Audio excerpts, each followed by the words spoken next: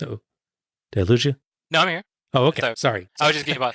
It was just such a sudden cut of all Oh, sorry. No, yeah. through me. Okay. Here. I'm a little spooked because the last time we did a 1994 show that really, really heavily featured Hulk Hogan was Starrcade 1994. Ah. And that was the one where we lost power 3 times in the... Oh, yeah, I remember that. So hopefully that doesn't repeat itself tonight. The first are good.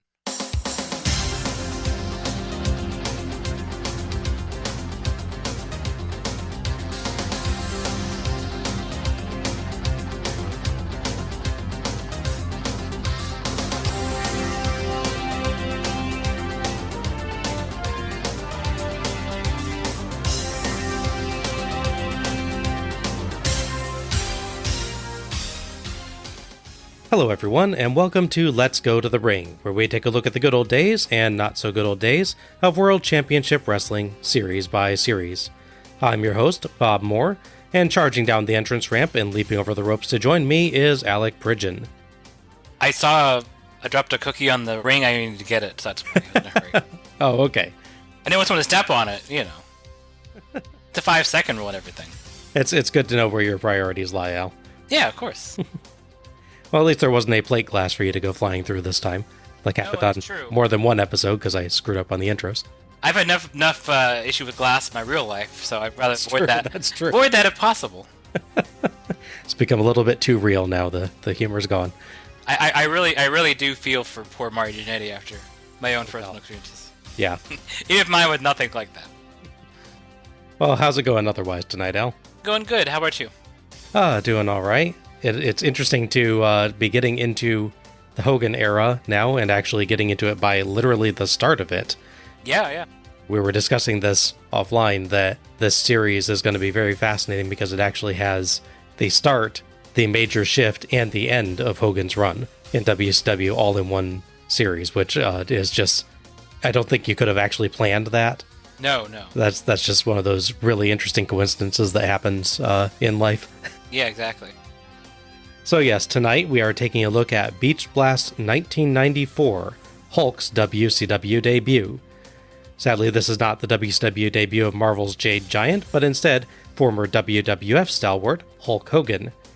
Admittedly, I would not have liked Ric Flair's chances of surviving a match against an angry Bruce Banner, so that's probably for the best. Yeah, Hulk Hogan's more of an orange giant, I guess, at this point. Yeah. Copper tone sort of color, yeah. Not quite the Red Hulk, but no, on his way to getting there. He has the mustache. That's true, he does, yeah. It's like it's when you see the Hulk mid-transformation. True. He's stuck between normal human and Red Hulk. That's what he's at. Well, we talked about this quite a while ago on our Starrcade 1994 episode, but since it's been over 40 episodes since then, which still boggles my mind, maybe we ought to cover it again. As the subtitle notes, this is the WCW debut of one Hulk Hogan.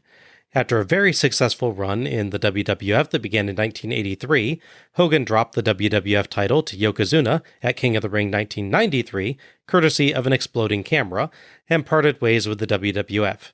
He had some matches in New Japan Pro Wrestling, continuing a program with the Great Muta that he'd actually begun while he was WWF champion, but by 1994, Hogan was filming Thunder in Paradise, a show that boldly asked, what if we basically did Knight Rider, but the car was a boat and the Hoff was the Hogan?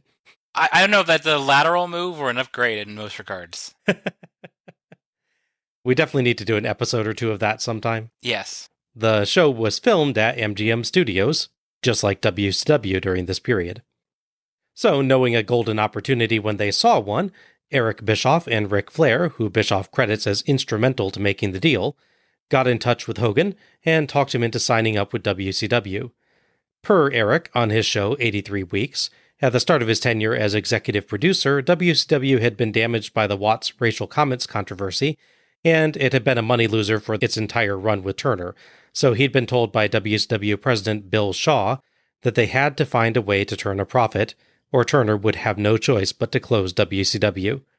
Bischoff says he knew not all wrestling fans would even want to see Hogan in WCW, but his goal with Hogan was actually mostly about the business side. If they proved that they could attract a known star like Hogan, they could get more interest from sponsors, licensing, advertising, and the like. Okay.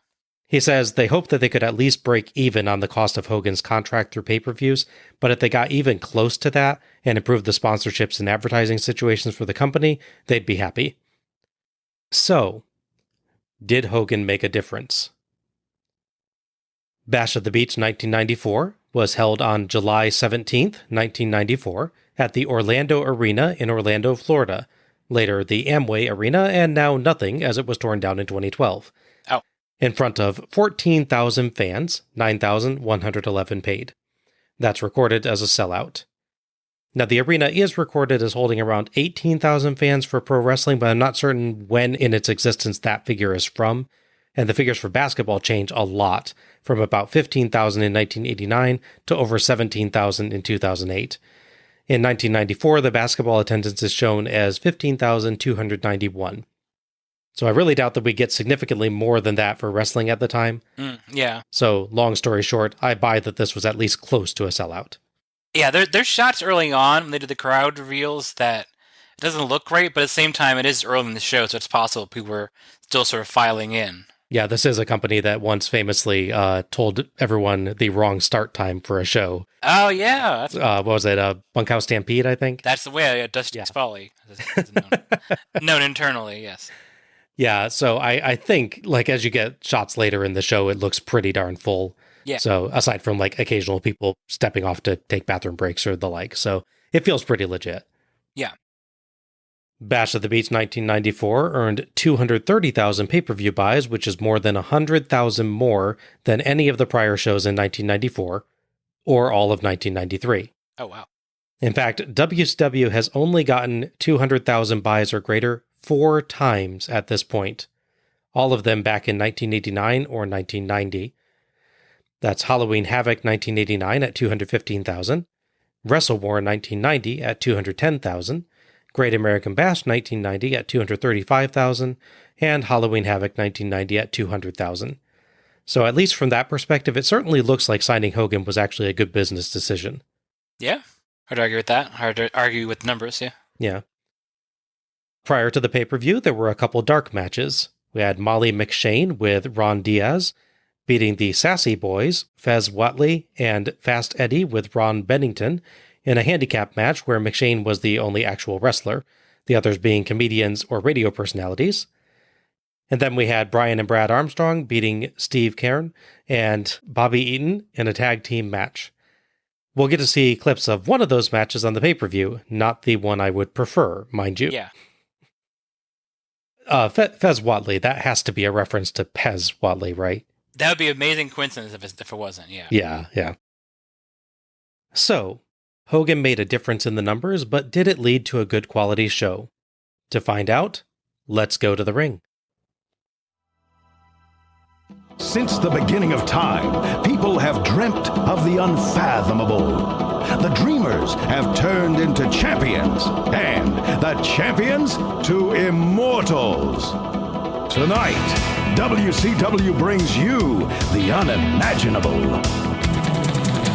2 champions, 12-time WCW champion Ric Flair, and 5-time champion Hulk Hogan. When these 2 worlds collide, a new universe will emerge with only one ruler, one champion. Live from Orlando, Florida, the match of the century, as WCW presents Bash at the Beach. We've heard that match of the century thing another time, right? Well, it was Hogan and Piper, right? Oh, yeah. Which they then, as I recall, later redubbed Match of the Millennium. Yes. Which would have been great for the Millennium Final show they did. Oh, yeah. A few years later. A massively over-the-top opening video package talks about dreams of the unfathomable, building up the match between 12-time WCW champion Ric Flair and 5-time Organization Admitted champion Hulk Hogan. Interestingly, they kind of treat this like the build-up to a title versus title match, talking about how there's going to be one champion, like there wasn't just one champion already. But Hogan had already lost the WWF title when he left. Guess he's just iconic enough of a WWF champ that you kind of just pretend that he's still champ? I guess so, yeah. As we'll cover the show, there's some very strange confusion about how much time has passed between Oh, good God. his matches and everything. So yeah. Yes, definitely. But yeah, let's face it. If he'd gone back, Vince probably would have just handed him the belt again anyway. So he might as well be WWF champ. True enough. I will admit, I kind of love this video package. All it needs to be an actual Hogan promo itself is him saying brother and some kind of comment about doing dog paddles or causing an earthquake of the body slam. Yeah. It closes up with the wonderful flexing wave logo. I adore this series logo. It is. Yeah. It's like the right level of campy and serious. Yeah. Exactly. The set tonight is another quite nice beach design, complete with sandcastles and quite faded wooden birds. A cockatoo and a parrot. Did somebody leave those out in the sun too long? Yeah, because the parrot is like a dull orange color. Yeah, it's really weird. It should be like a bright red, you would think, normally. Yeah, it looks like those were not treated very well. They just had them backstage in Turner Storage or something, and we're like, those look vaguely beachy. I would have chosen seagulls rather than a cockatoo and a parrot, but whatever. Well, Bob, they spent so much money getting Hogan that they really couldn't afford decorations. So they just went down to Pier 1 and got some. What do you guys got in the back you're going to throw out anyways? Host Tony Schiavone welcomes us to the show alongside Mean Gene Okerlund and Bobby the Brain Heenan. It's always good to see Heenan. Gene claims that the fans are hanging from the rafters, but that Heenan isn't happy. Heenan says he will be happy once Flair beats Hogan and the fans are chanting loser at Hogan. Tony notes that Shaq is here too, which gives a massive cheer from the crowd. Heenan pretends not to know who Shaq is. Tony throws to Darren Norwood, who does a respectable, if quite country, version of the national anthem, and appears to have taken fashion inspiration from Brad Armstrong's America jacket. He'd definitely win Mullet of the Night if this was a different podcast. Yes, very much so. During this, you can catch sight of Hogan's co-stars from Thunder in Paradise seated in the front row of the crowd. I know it's in this part. We can definitely see Linda, and I think it's the two kids there as well. Yeah, I think so. At least Nick Hogan gets highlighted at some point during the night. Now, the dark-haired girl in the front row is from Thunder in Paradise. Correct, started Yeah, I remember you and I started watching this show, and yeah, it starts scanning over the crowd, and both of us are like, man, that girl in the front row looks really familiar. Where do we know her from? And then both of us were like, oh, duh. Thunder in Paradise, right? Yeah. I don't want to watch both those dumb movies they did, so I should recognize her right away. A bit oddly, we go from the national anthem right back to the host discussing the show, as Tony notes that originally Sting was scheduled for a match for the TV title, but he was injured by sensuous Sherry. Heenan sarcastically says, that's a shame, as we get a video of Sherry, unconvincingly dressed as a man, raking Sting's eyes with her nails before being run off by Hulk Hogan, who was sitting right by the ring and really could have gotten up there to stop that. But I guess he figured Sting would see the obvious attack coming a mile away, never having worked with dear trusting Sting before. No. Yeah, it's funny. He takes a while to really intervene and help, but then he really milks his intervening. This is true. He does like the super delayed atomic drop where he like holds her up there for like, feels like 10-15 seconds and then drops her on his knee. Admittedly, she weighs probably like 100 pounds less than anyone else he's ever done that on, so... Oh, yeah. Probably pretty easy. No, for sure, yeah. That's got to be a little bit hard when you're used to, wrestling much beefier dudes and have to do a move like that where you do a quick lift on a much lighter person. Okay, remember, don't throw her into the stratosphere. Right, yeah.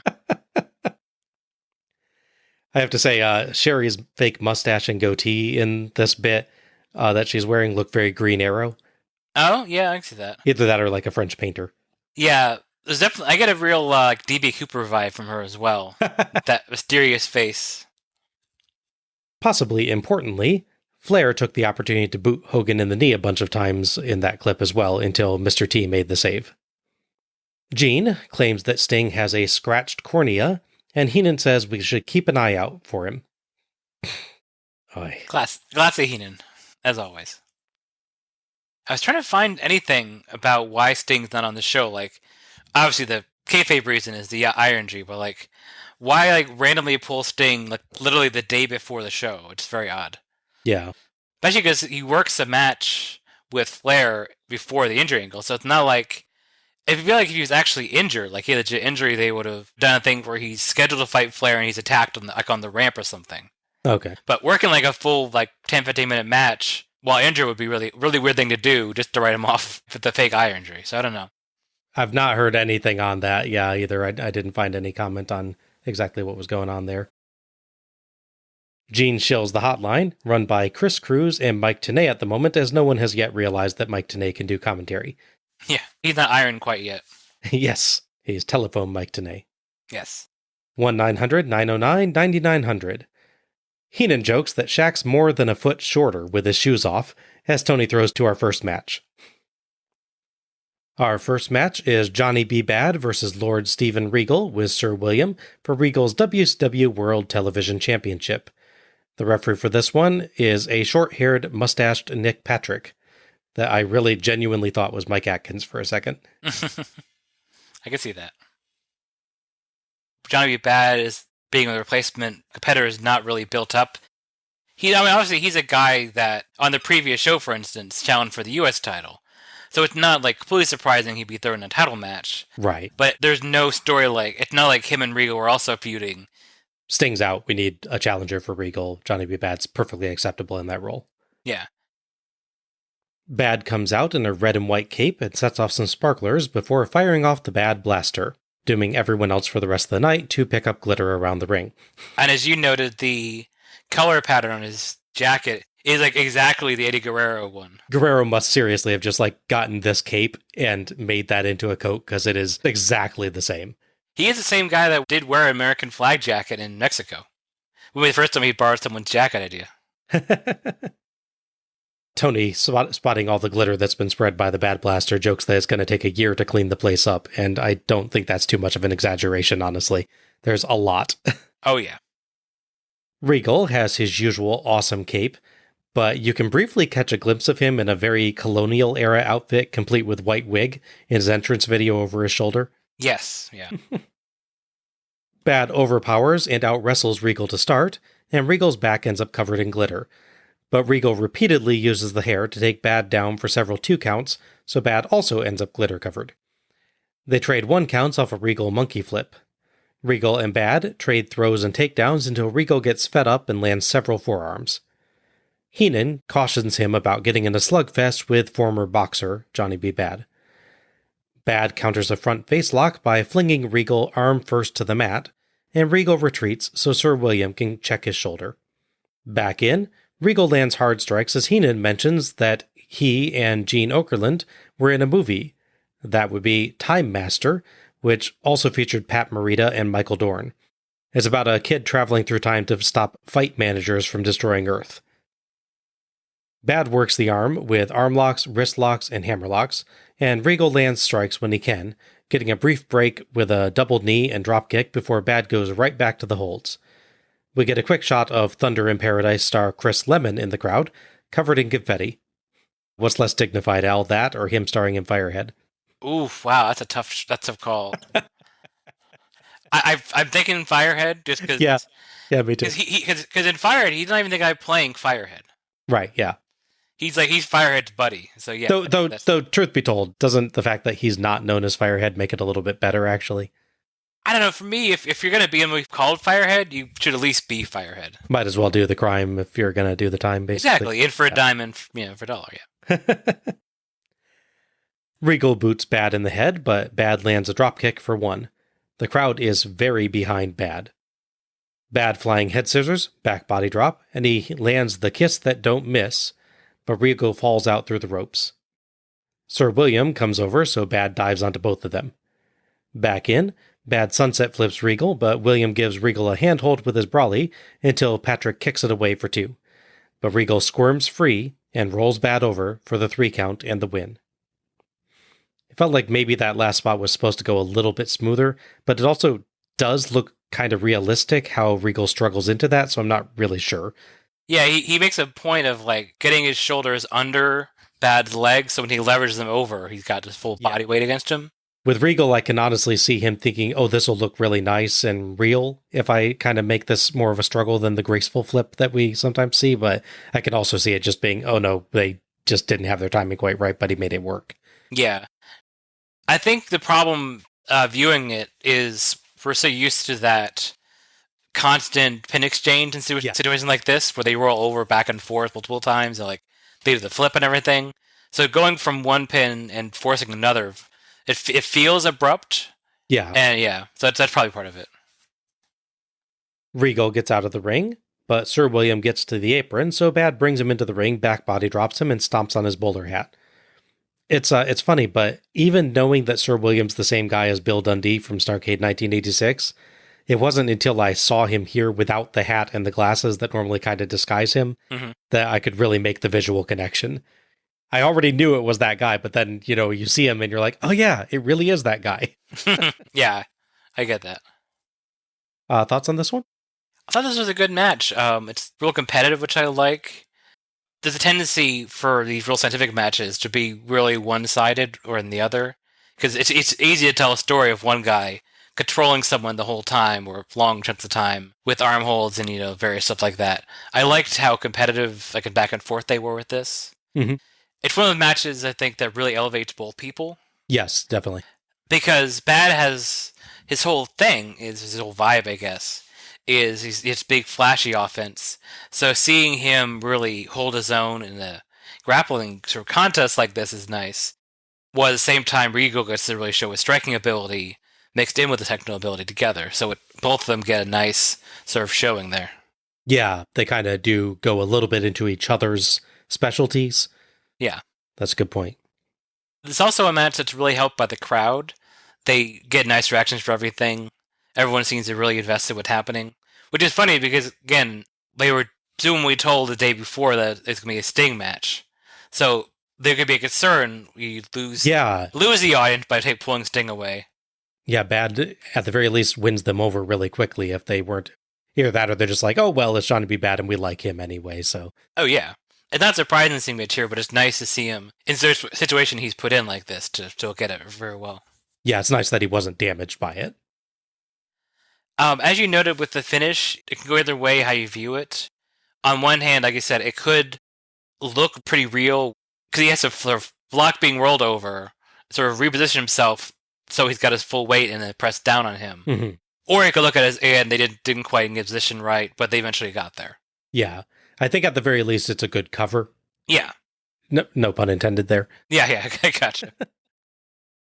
I know it's like a classic 80s and in the 90s wrestling thing, but it's weird the level that Sir William gets beaten up.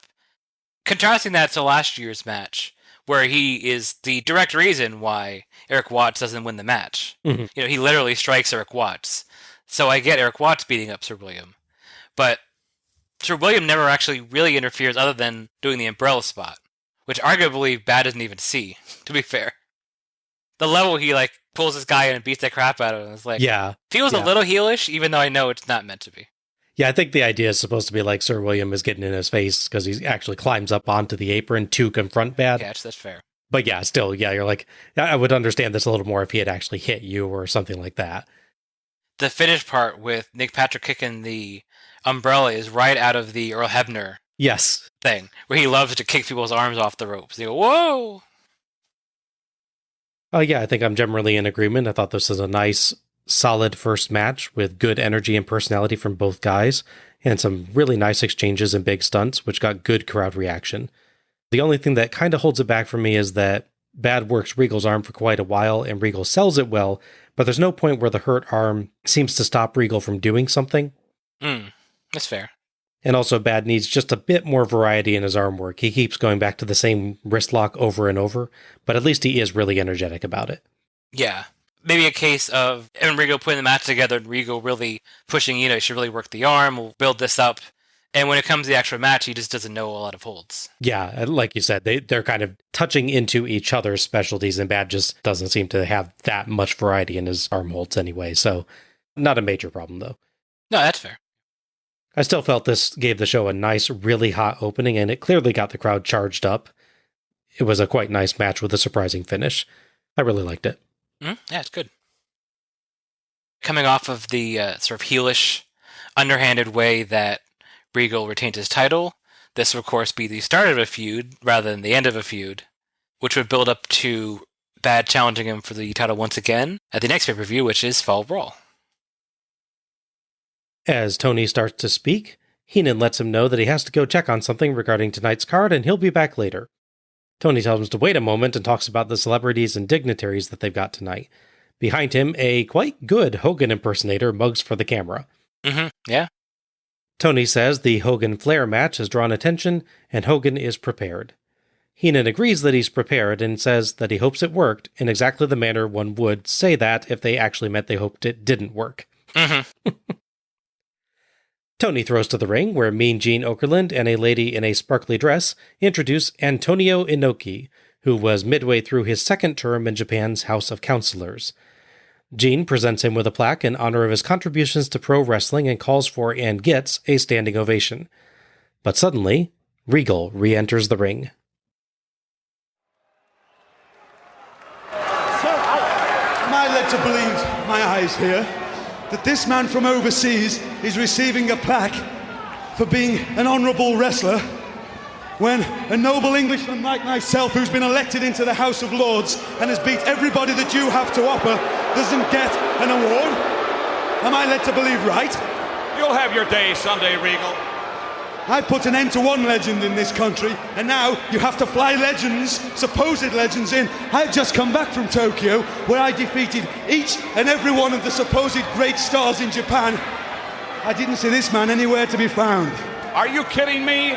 He is a legend in Japan and all over the world. Listen, beating Muhammad Ali, beating the late great Andre the Giant doesn't wear with me. I am far superior to you, and it's a bloody good job you're retired right now. Else, I'd have to give you a lesson just like I give Zabisco one. Hey, young man. I'll tell you something. How do you listen? I'm a 2 or 3 years. Inoki shouts at Regal, takes off his jacket, and goes after him, but Regal quickly ducks out of the ring and yells threats while Sir William urges him to retreat. Interesting little segment here. This is building to a match at an upcoming Clash of the Champions between Regal and Inoki. It's too bad that they couldn't get that match on this show, because an Inoki match is one heck of a huge deal. Bischoff doesn't actually address the timing on 83 weeks, but he notes that they picked Regal because they knew he could work the Japanese style and wanted to make him a key person that they could have represent WCW in matches in Japan. Good call, yeah. As Regal accurately noted, he had just come back from one set of matches in Japan, though he's less accurate about beating everyone. And indeed, Regal would have further matches in New Japan in later 1994 and in 1995, including challenging IWGP champion Shinya Hashimoto, who we saw face Scott Norton at Collision in Korea. Correct. I could see that being an interesting match. Hashimoto was quite good, as I recall. Yeah, absolutely. Incidentally, Regal would also team with Scott Norton while he was there. Ah. All told, it's a good little bit of build here to what seems like it'd be quite a fun match. I've said in a different segment before, it's weird to use pay-per-view time to promote a TV match. Yeah, I think in this case, it's a little bit more forgivable because it's such a notable match. Right. You got Antonio Inoki for a match. This isn't just, a match that you can normally see on TV. This is a special occasion. It's a little weird that we're doing the match on TV instead of on here, but at least it is a Clash of the Champions that they're building towards. Yeah. Not a normal show. So, there's that, but if timing worked out, and if they do this match at Fall Brawl, you use the Clash of the Champions to have them in a confrontation. Do the same presentation ceremony at Clash of the Champions. Exactly. And then you have a month or however much time passes between the shows to build up a Fall Brawl, so people are going to really pay to see a Inoki match. Yeah. Presumably they just couldn't work out the timing that way to both get a build-up and get a match without doing it at this schedule, but I haven't really seen someone address the timing specifically. Gotcha. The other thing I love with this promo is Regal, with a straight face, basically claims that he's never heard of Antonio Inoki at first. Yes. And then very much reveals that he has clearly heard of Antonio Inoki because he talks about the Muhammad Ali match and about him fighting Andre the Giant and all this stuff. Yeah. You're just like, okay, Regal. Right up there with him claiming that he didn't break a sweat beating Eric Watts last year when he was pouring with sweat. Yeah. I think my favorite part is the fact that he's still covered in glitter. Yes. With the sweat. It's like, I am the better man than you, Inoki. Sir William, couldn't you have picked those off backstage? You had a few minutes. I think my one critique, to be not joking. So Okerlund, he goes to Inoki with the plaque, and he says, we can get some translation for this. The translator never ever seems to talk to Inoki during the segment at all. I genuinely wasn't sure if that was a translator for Inoki or if Gene was saying something like, can someone give me the translation in my earpiece for what's written on the plaque? Oh. Like the plaque's written in Japanese and... Maybe. I get the impression he was going to show it to Inoki, and that's why the translator guy walks over closer like he's going to read it. Yeah, I thought that was just another dude that... Because Inoki seems to perfectly understand Regal, and... when you hear him shouting at Regal, he does seem to be speaking English. Well, I think we were having when we saw it the first time. It's not even necessarily that he understands Regal fully, but he can read body language like anyone can. So Regal's, has got his fist up, he's got his dukes up, as they would say. But yeah, that's just kind of weird. It's like, look at translation for this, and then they don't ever translate. We cut back to the commentary table, and Jesse Ventura has replaced Bobby Heenan. Tony praises Inoki as a legend, and Jesse notes that he's wrestled Inoki in Tokyo before. Our second match is Vader with Harley Race versus the Guardian Angel. Mm-hmm. Referee for this one is Jimmy Jett, and commentary now is Tony and Jesse. This has been a long-running feud. It really goes back to almost the end of last year and then going through this point. So it's surprisingly a long-lived feud. It's originally started back when he was still the boss. There's a match where he's not the referee. I think he's the enforcer for a match involving Flair and Vader. And then, of course, he gets physical and they beat him up and all this stuff happens. And then they have the angle where after his match with Vader, he uses the nightstick. Backstage, he has his gimmick taken away. They basically do like Bockwinkel is the angry police commissioner and Boss is it really is, yeah. Rogue cop that went too far. Give me your badge and your gun. In this case, it's give me your badge and your nightstick. Yeah. There's a match or two after this on Saturday night where he has to wrestle without his boss gimmick and he doesn't have his outfit or anything. He just wrestles as Ray Trailer. But he's scouted during these matches by the Guardian Angels, or at least probably by someone playing Guardian Angel. I can't imagine they got a legit person there. Just to stand there and go, ooh, you're really cool. For anyone who's not aware of this, we are not talking about people dressed as angels in white with wings and halos and everything, that type of guardian angel. We're talking about the Volunteer Crime Prevention Organization. Correct, yes. They wear red jackets and berets. Just to make sure I realize, we probably should clarify that. Yeah, so they then do a promo where the Guardian Angel or someone representing the group says that because of your love and commitment to law and order, we're recruiting you to be a new member of our group. And so now on, Ray Trailer is a Guardian Angel. And from what I understand, credit to Trailer, he actually did go through their training program.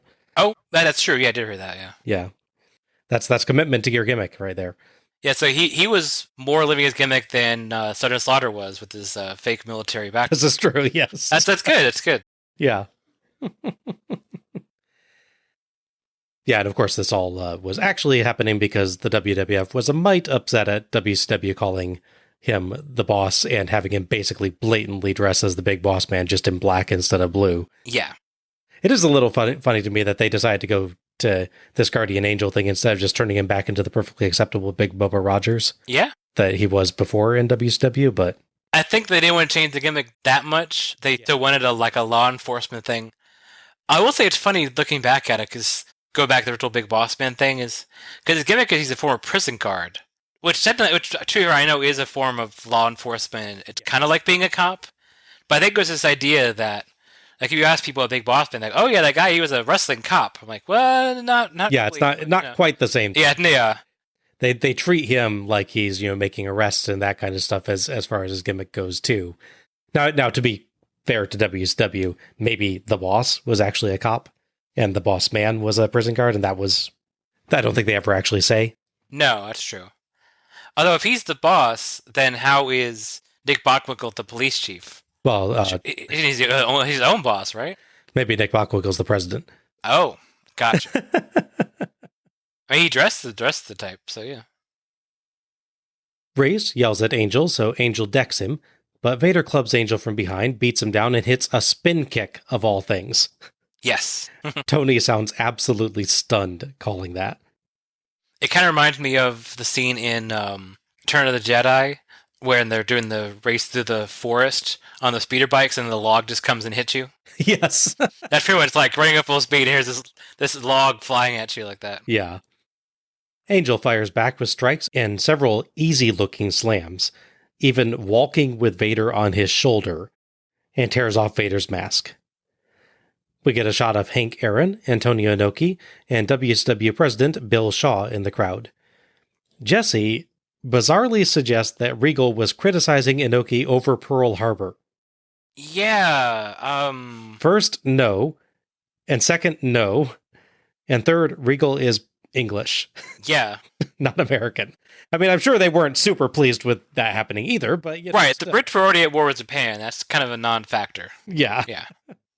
Not as worst World War II reference on the show, but still, yeah. Angel keeps landing strikes in and out of the ring, but Race comes over so Angel decks him again, only for Vader to hit what Tony calls the Vader bomb, but it's the double forearm shot. Vader takes over with punishing forearms and tries a second rope sunset flip. Holy crap. Yeah. Angel drops on him. The crowd is super loud for this. They are, yeah. Vader leg hold, then a crossface, and he rolls Angel over for 2 and swears on the kickout. Mm-hmm. Vader hits the second rope Vader bomb.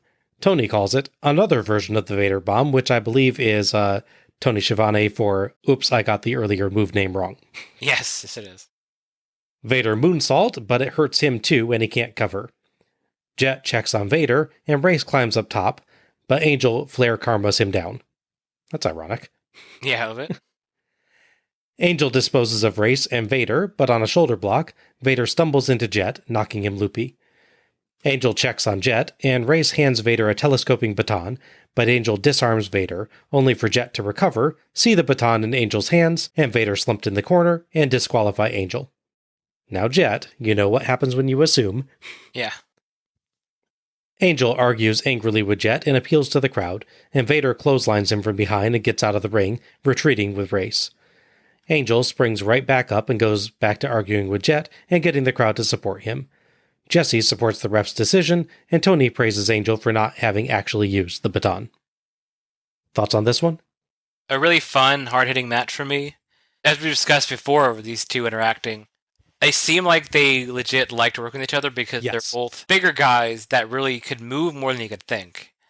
Well, I can't really picture Ray Traylor doing a moonsault, which admittedly is the peak of things you can do with that size.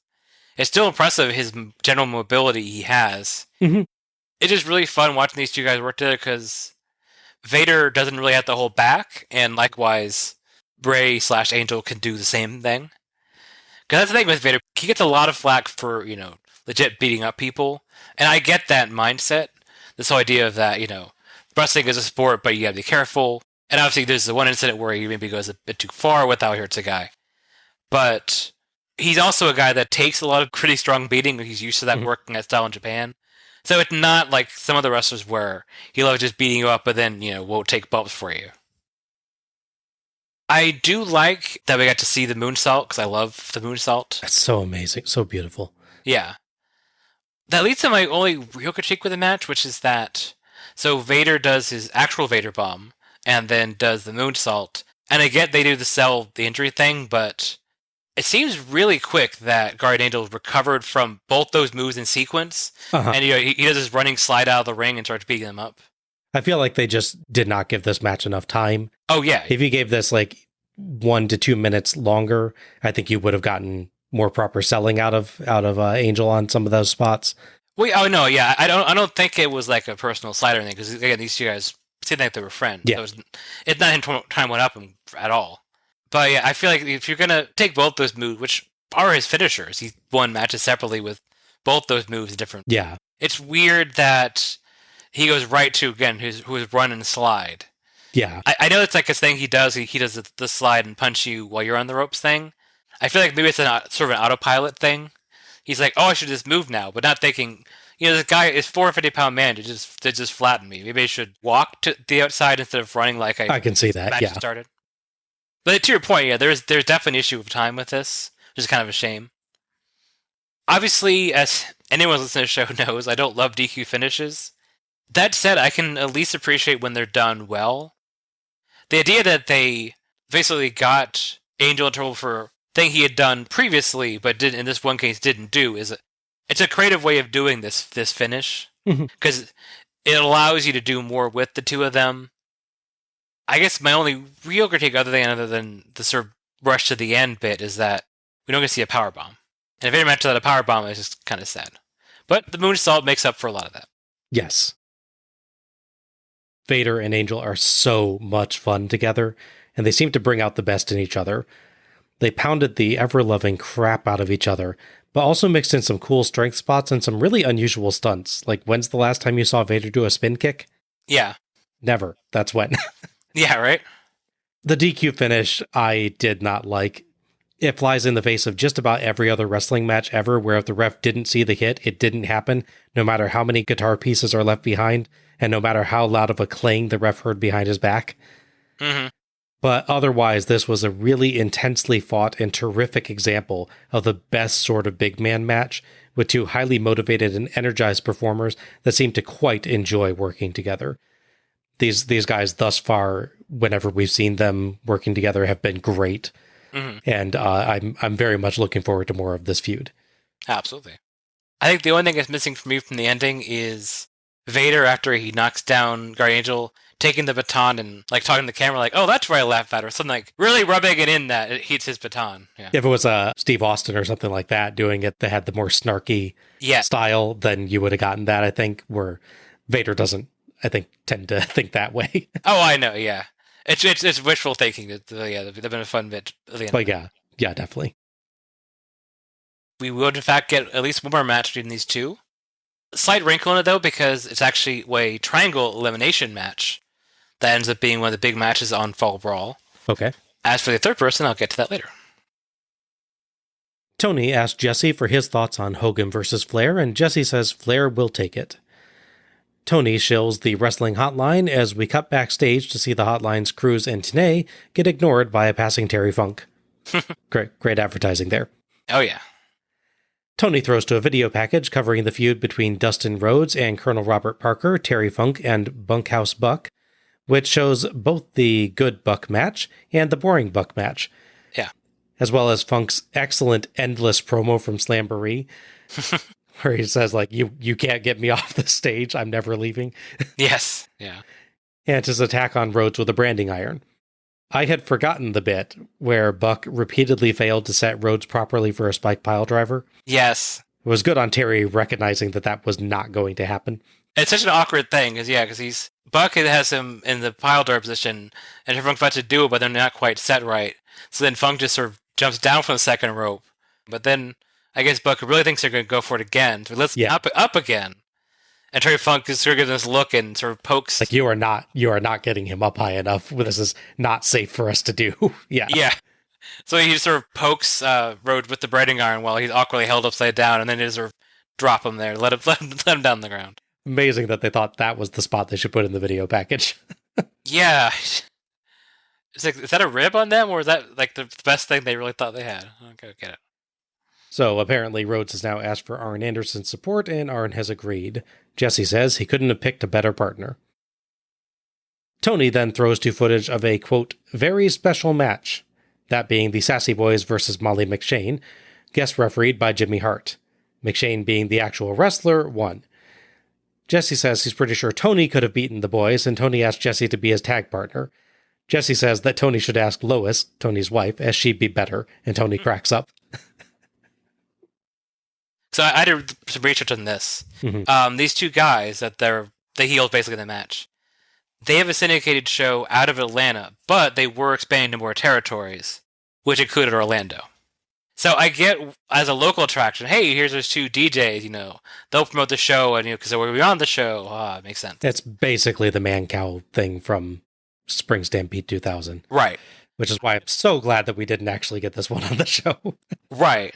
But then, if you're only doing it for the live crowd and it's not really meant for broadcast... Why are you showing us it? Why are you showing it? Yeah.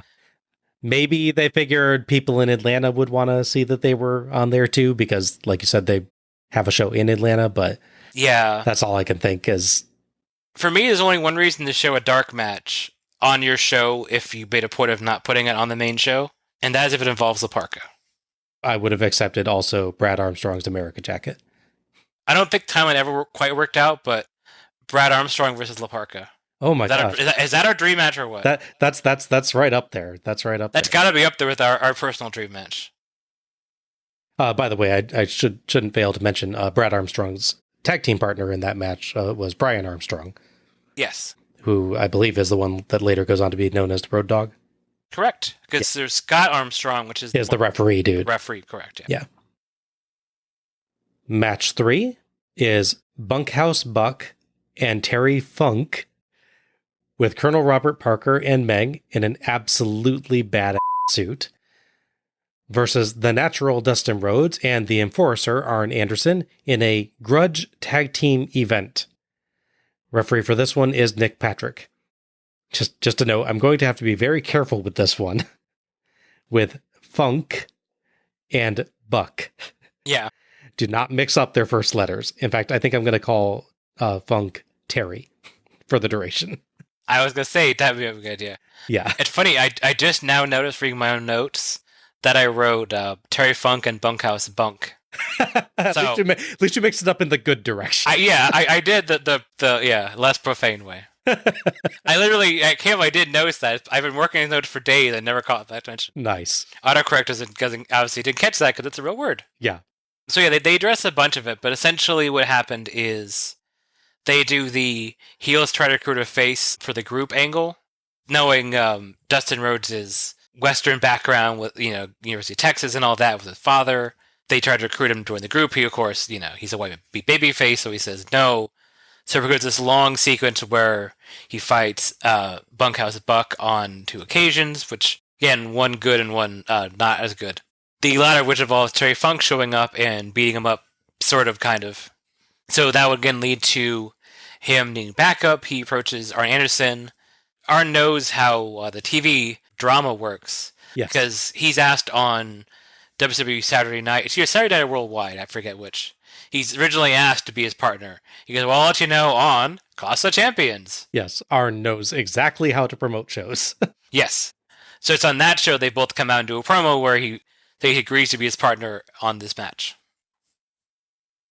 As usual, Buck looks really cool in his full cowboy duster getup, but then he takes half of that off in the ring and looks less cool. Yeah. Rhodes and Anderson come out to what I assume must be Arn's theme. It's a slow guitar riff rather than the natural. Tony thinks this may be the most important match of Rhodes' career, despite him having already had title matches and this being for nothing. Jesse takes the opportunity to note that he himself once wrestled Terry Funk to a 1-hour draw in 1976. Arn and Buck start, and Arn repeatedly shoves Buck away, but Buck challenges Rhodes, so Arn tags Rhodes. Rhodes beats the crap out of Buck, so Terry tags in, but Rhodes knocks him so loopy he almost goes after Meng. I would not like your chances against this version of Meng, Terry. He is dressed to kill. Yes. Literally.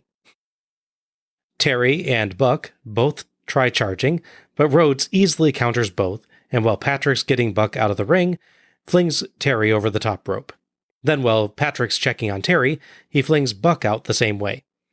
Jesse somewhat justifiably complains about Tony's double standard not criticizing Rhodes for that. Mm-hmm. Yeah. I forget which game it was, but one of the W2K games, might have been an early ones, they had what they call them. They're like the full control... Ultimate control grapples. Thank you. Yeah, that's what they're called. Where you pick a guy in a certain position, like a suplex or like a body slam, and you can sort of walk and drop on the ropes or throw him out and everything. Yeah. The way he has him up and then sort of walks over the ropes and then dumps him reminds me of how that worked. Mm-hmm. Because you would carry him over body slam and just sort of casually drop him over there. A Terry crawling headbutt finally stuns Rhodes, but also Terry, so he tags Buck, who ducks a Rhodes crossbody, so Rhodes bounces off the mat, sails under the bottom rope, bounces over the dangerously positioned steps in the center of the apron this year, bounces off the floor mats, and finally lands on the entrance ramp. Holy crap, man. The distance he clears is impressive. It's absolutely amazing. I think there's one other one he does against Steve Austin one time that's even better, but this was seriously impressive, the amount of momentum he gets going there. It's absolutely crazy. You cannot say for 1 second that Dustin did not give his all for this show. Yes, that's true. It reminded me a lot of when they reintroduced that sort of ragdoll physics in gaming. Yes. And you get blown up and they toss and your legs would flail, arms would fall independently. Absolutely incredible spot. Yes. Terry rams Rhodes into barricades amongst the glitter as Anderson accidentally distracts Patrick. Back in, Buck and Terry trade off wearing Rhodes down with hard strikes and holds with added leverage from each other, and earn 2 with a Terry reverse neckbreaker and 1 with a Terry piledriver as Anderson saves. Rhodes occasionally stuns one or the other, but not for long enough to tag Arn, and he gets pounded to the mat. He finally fights free with repeated bionic elbows and gets one with a clothesline, then Flair karmas Buck into Terry to get time to tag Anderson.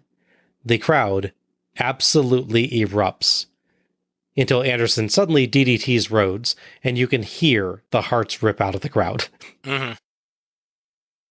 With Patrick distracted by Meng, Anderson drags Terry on top of Rhodes and leaves like he was never tagged in, and Patrick counts 3 to give Terry and Buck the win. Buck holds Rhodes' arm for Anderson to stomp repeatedly on it, and Rhodes swears very, very loudly. Yes.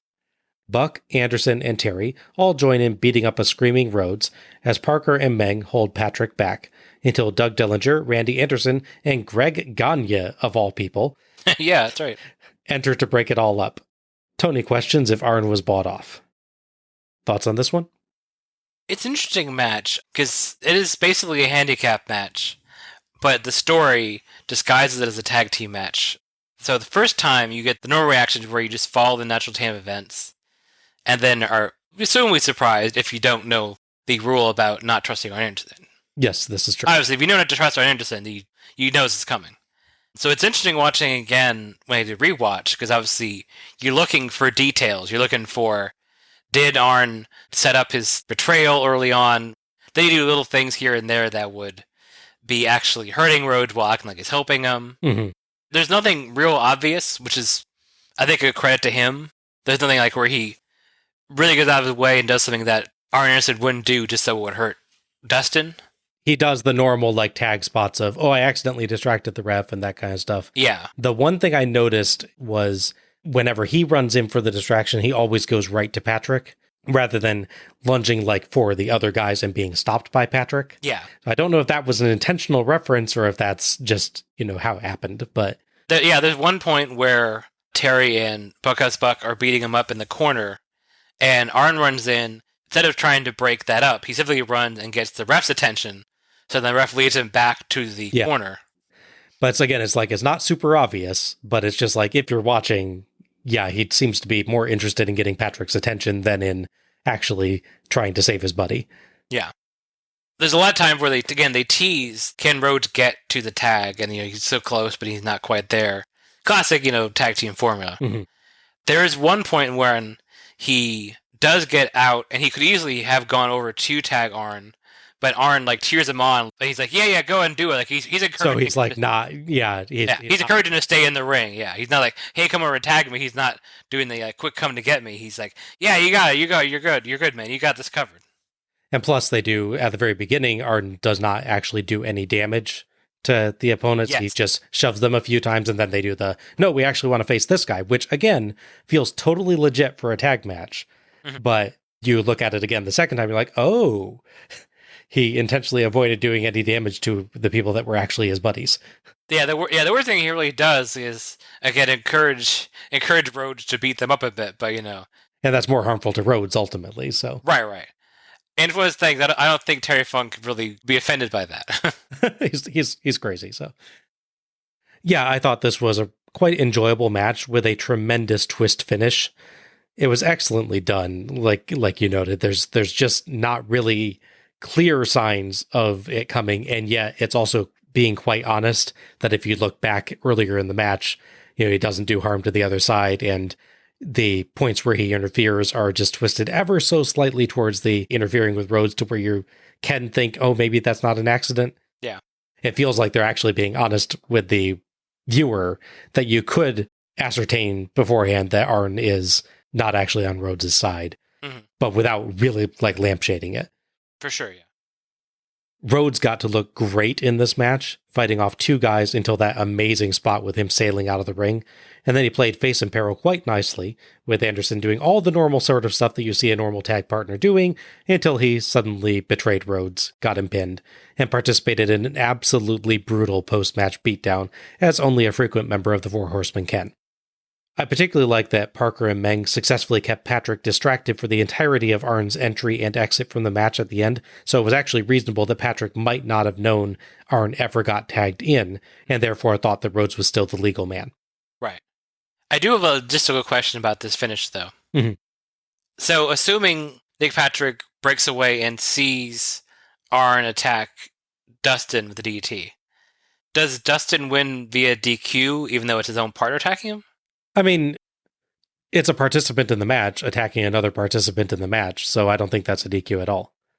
Yeah, I'm not sure. I'm just, yeah. Yeah. Because to your point, they make a whole show of him not seeing him do it. But I think, yeah, to your point, I think more to the point, it's still, as you said, they don't see the tag at all, so it doesn't know, hey, you're the legal man, why aren't you in the ring? Yeah, it does seem to answer the one question you would have with that finish, which is, wait, if Patrick saw the tag, then he should think that Arn is the legal man, and like they should lose by count out instead of, which I mean they could have still done. That Arn could just be like, oh, I'm walking up the ramp, count me out, I don't care.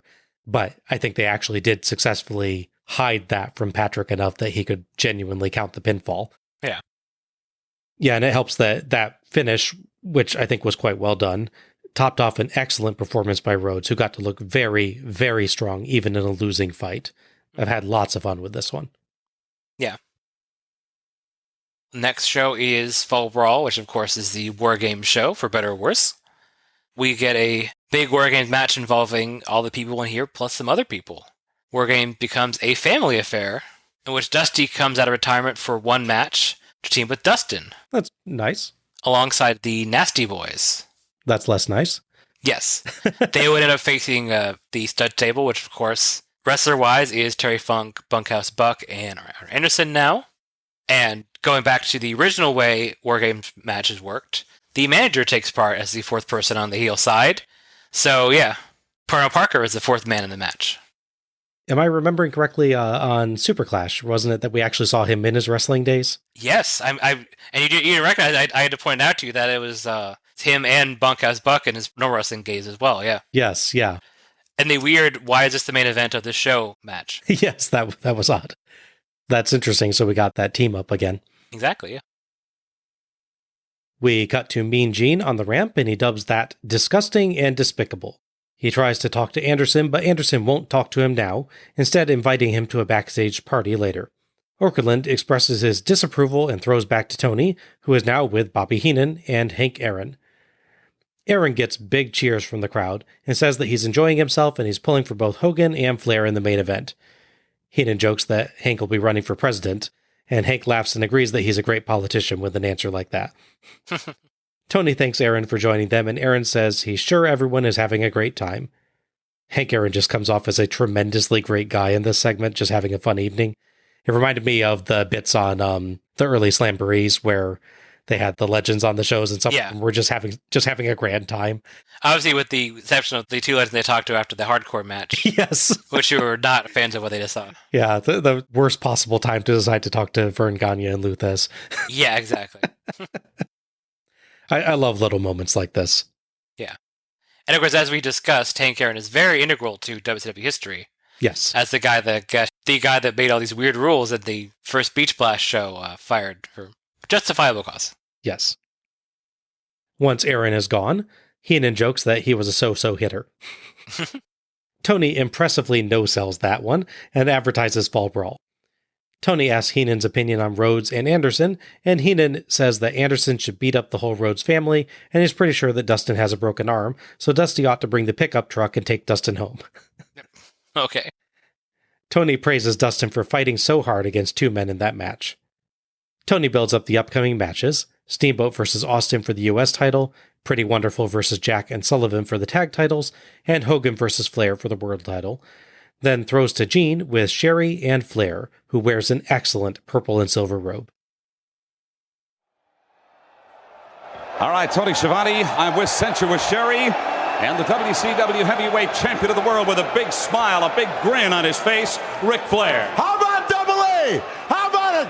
Is he back? I guess he is. Dustin Rhodes, what you gonna do when Double A runs wild on you? You've got other things to contemplate tonight. The biggest match of your career, Ric Flair. There is no doubt about it. Standing by on the wings to challenge you for this title is none other than Hulk Hogan. I walked in the door. They said, Nature Boy, SRO, standing room only, to see Hogan and Flair go at it for this. I said, boys, that's just the way the Hulkster and the Nature Boy want it. We want it sold out. We want it live. We want it worldwide. Dignitaries from all points of the world are here. And Noki, Hank Aaron, Everett Hank, Big Shaquille O'Neal, they're all here. But you know why?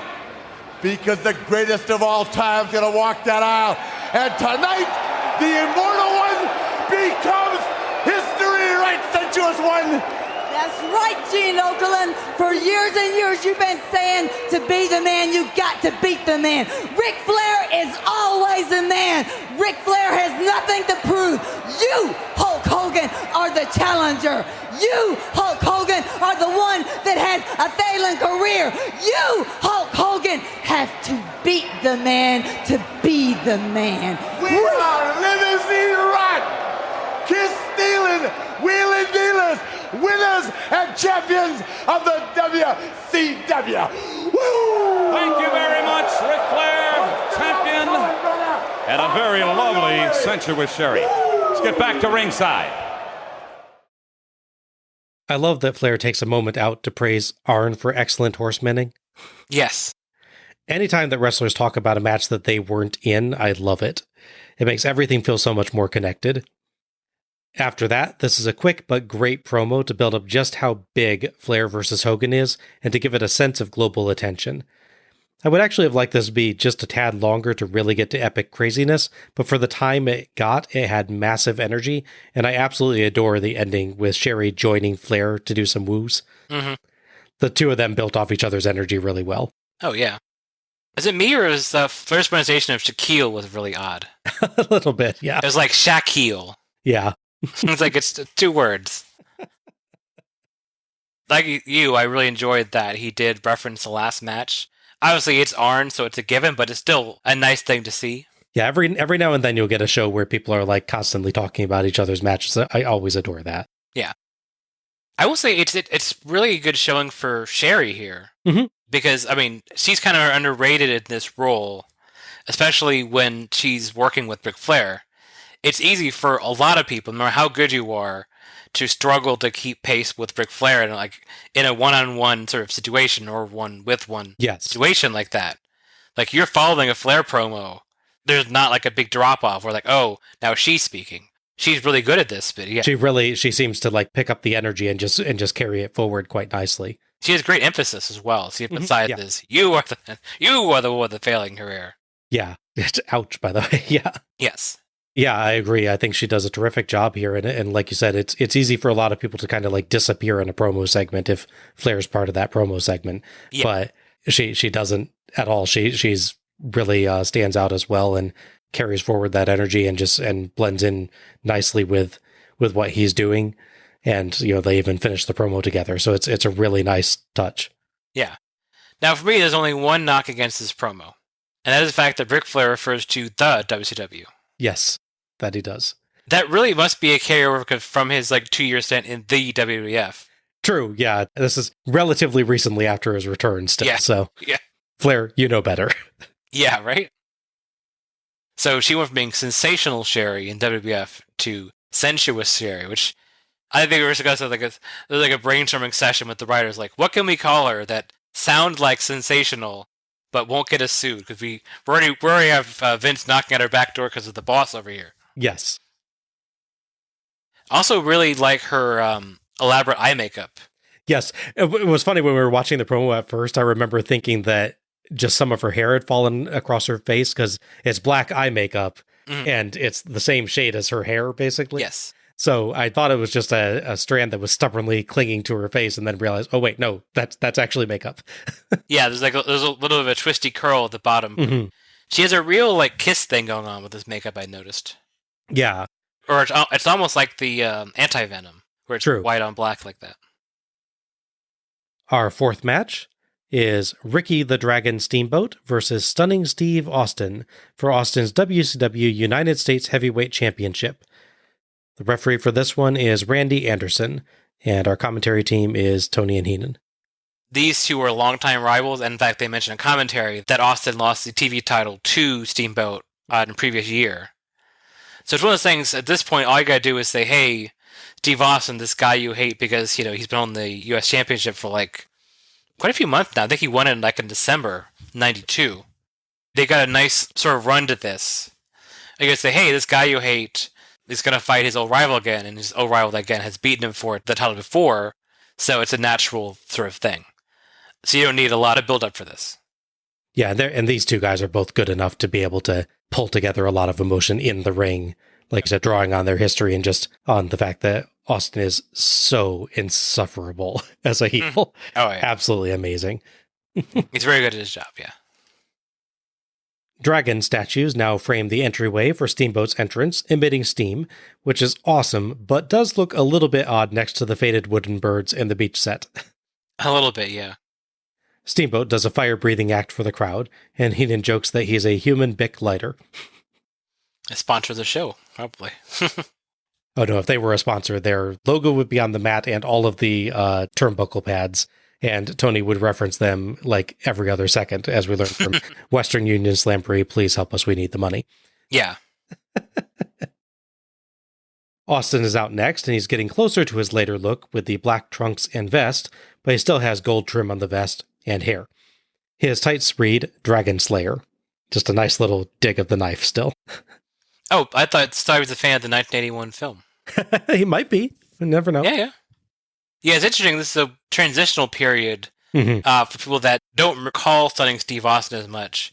Back when, he was more clean-shaven, Yeah, the Saved by the Bell tights and everything. Yeah. Oh, yeah. But they were definitely going for a Ric Flair thing, which is, it's not a bad thing to emulate. Don't get me wrong. But yeah, giving him multicolored robes and all this stuff. And this is post-Hollywood Bond breakup. So he's broke out on his own here. And yeah, it's interesting to see because he's got essentially his fancy, frilly, stunning Steve Austin jacket just down to a vest, which obviously we lose a lot of those frills over the years and become leather instead of sequined. Absolutely fascinating to see his look develop over the years, right? Like you see him go from this long-haired, Saved by the Bell pants type of thing to then like the Hollywood Blondes era when the hair is getting shorter and shorter, and he's going towards having like vests and things, and then this look, which basically is the Stone Cold look plus a little bit of hair and some sparkle. Yeah. And then he'll go to the Stone Cold look by just basically losing the sparkle in the hair. Mm-hmm. Yeah, absolutely. Absolutely fascinating to see him develop over the years in that regard. Oh, yeah, for sure. Austin attacks while Steamboat's back is turned and strikes the leg, but Steamboat boots him away and walks the top rope while holding Austin's arm, jumping off to strike the arm. Hammerlock slam. Austin gets some cheap shots, but Steamboat knocks him off the second rope, and he dangles from the ropes outside, so Steamboat beats him up. Steamboat works the arm with arm bars and strikes, and Austin uses the hair to escape and fakes a knee injury. Heenan suggests that they give Austin a 20-minute break, and Tony almost agrees before realizing what Heenan said. Yeah, right. Yeah, what? It's a wonderful moment. Austin rolls outside, and Steamboat chases a now glittery Austin and slaps on a sleeper hold. Austin tries to run Steamboat into the turnbuckle, but Steamboat shoves him into it and rolls him up for two. Austin sneaks in a kick to the crotch. Heenan blames Austin's trick knee. Yeah. Austin repeatedly clotheslines Steamboat, and he spills out to the floor, so Austin suplexes glittery Steamboat back in for two. Steamboat flips over a back suplex and hits a double-handed chokeslam for two. Back to the armbar, and Steamboat senses the crowd getting a bit restless, so he yells that it'll break the arm and immediately gets cheered. Then switches to knee strikes on the arm. The camera ends up behind the commentators, so Tony points out the brain, and Heenan points to Tony as the other part of the anatomy. Tony clearly struggles to hold back laughter until we change the cameras. That was a great moment. Yes. Because Heenan is so fast on the draw with that one. That was always his thing. I think Heenan makes a habit of trying to crack Tony up when they're on camera, and this is one of the moments where he just almost gets him. It's great. It was very close, yeah. Steamboat runs into Austin on a leapfrog, catches him, lowers him safely, and rolls over for 2. I think that was a botch, but Steamboat recovered so fast from it. It's really impressive work. Yeah. Steamboat earns 2 with a slam, but Austin slams him, knee drops him, and rubs his face on the mat, mocking him between strikes. Steamboat beckons for more, absorbs several strikes, then catapults Austin to the turnbuckle for 2, but Austin gets 2 with a swinging neckbreaker, then 8 2 counts and 1 count after smashing Steamboat's face to the mat hard. I like with that segment that he really changes up the way he's pinning him between each of the pinfalls. Mm-hmm. So he's like really trying everything he can to get this guy to stay down. Yes. Austin chokes Steamboat on the ropes and jumps on his back, then waves Steamboat's hand at the camera. Moments later, I swear you can hear Austin tell Steamboat, "Let's finish strong." I think so, yeah. Yeah. Just a little bit too loud there, Austin. Steamboat counters a charge with a stun gun, and they brawl outside. Back in, Steamboat double chop gets 2, and Austin repeatedly hurls him over the top rope, but Steamboat skins the cat back in, so Austin can't get himself DQ'd. Steamboat gets 2 with roll-ups and a flipping pin. Austin tombstone piledriver countered by Steamboat, countered by Austin, and finally again by Steamboat, as the crowd loses their minds. It's an amazing spot. Just incredible how smoothly they managed to do that. I didn't think that Steamboat could one-up the walk up the body during the tombstone piledriver spot from his match against Rude, but this absolutely blows that out of the water. Yeah, it's quite good. Austin shoves the ref in the way of a top rope move, but Steamboat avoids him. Steamboat begs the ref not to disqualify Austin and cross-bodies Austin, but Austin rolls through for 2, then puts his feet on the ropes for the 3 count and the win. Austin beats it to the boos of the crowd as Steamboat sits stunned in the ring and finally dejectedly makes his own exit. Heenan claims Austin accidentally got his feet hooked on the ropes there. Tony says maybe it was that trick knee again. Yeah, right. Thoughts on this one? This is a really strong match. Again, they do a great job of being very competitive. Mm-hmm. Because there's a tendency you could get, especially with the going for real sort of cowardly heel, like Austin turns into, especially by the end. Tendency to make them just sort of always on the back foot. Like they can do a low blow to get advantage, but they can't hold because they're just not as good as the face. But in this one, obviously Steamboat ultimately has the advantage. That's why he has to cheat to win. But he fights Steamboat really not valiantly because it's not his personality, but really strongly throughout the match. It's an even contest in a lot of places. He feels like a capable performer. He doesn't feel like he's beneath Steamboat as far as his fighting ability. Yeah. Even to the point where that amazing Tombstone reversal spot is not simply just hitting over Tombstone and Steamboat reversing it. He reverses it back and then Steamboat just reverses it again. Yeah, exactly. They're both perfectly capable of pulling off that reversal, yeah. Right. Likewise, they each show good amounts of sort of variety to bodywork and how they can strike as well, which is nice. Mm-hmm.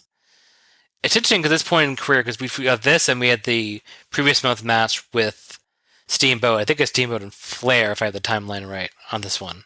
In Spring Stampede? Yeah. A couple months ago, but... Okay, yeah, but the earlier, recent show. You can see Steamboat sort of evolving his offense a bit. Mm-hmm. In that match, that's the one where he sort of hints at heel aspects because Flair is getting cheered so much by the hometown crowd. Yeah, he starts doing the really aggressive Steamboat to the point that Tony says, I think he was going to hit him with a chair there, and you're like, actually able to buy it? Yeah. Like in this match, they're surprised when they see the double-handed choke spot. Mm-hmm. But he definitely does that in that Flair match. And likewise, he's doing a lot more strikes, sort of vicious strikes, like, down the ground and striking the side. So it's not just like the chops to get space or clotheslines to knock him down. It's neat sort of seeing his style evolve to what wrestling does eventually come into a lot more in the upcoming years. Yeah. Even if he doesn't necessarily get to take part in all that, unfortunately. Yeah, it definitely feels like this is an evolved Ricky Steamboat that Like you said, he's got a little bit more viciousness to him, but not in such a way that you actually take him as a heel versus Austin. No. It just feels like he's that ticked off at Austin, basically, in this one. Exactly, yeah. Austin's really great here as well. He plays cowardly, but then once he gets the advantage, he's super full of himself. Mhm. The bit where he knocks down Steamboat, and then it goes, instead of going for a pin or even going for pushing more offense, he goes and celebrates on the ropes to the crowd and the boo. And He starts like mocking Steamboat's like martial artsy poses and yeah, stuff. exactly. He is an absolutely wonderfully insufferable jerk in this match. It's great. For him, there's definitely an evolution as well. I've had mixed feelings towards his stuff, like his single stuff, because again, in the previous show, it was him and Muda, which I didn't like as much as this one, unfortunately. Mhm. I can see, you can see him evolving from a sort of less exciting sort of technical wrestler, which obviously people forget he has this technical wrestling experience, because people think of Stone Cold, just punching and punching and punching. After he has the neck injury and just can't do that anymore, yeah. Right. People kind of forget he could do that. It's the balance of how much is just you being a really fun, hateable character, but not integrating that into your style, like two separate things. Mhm.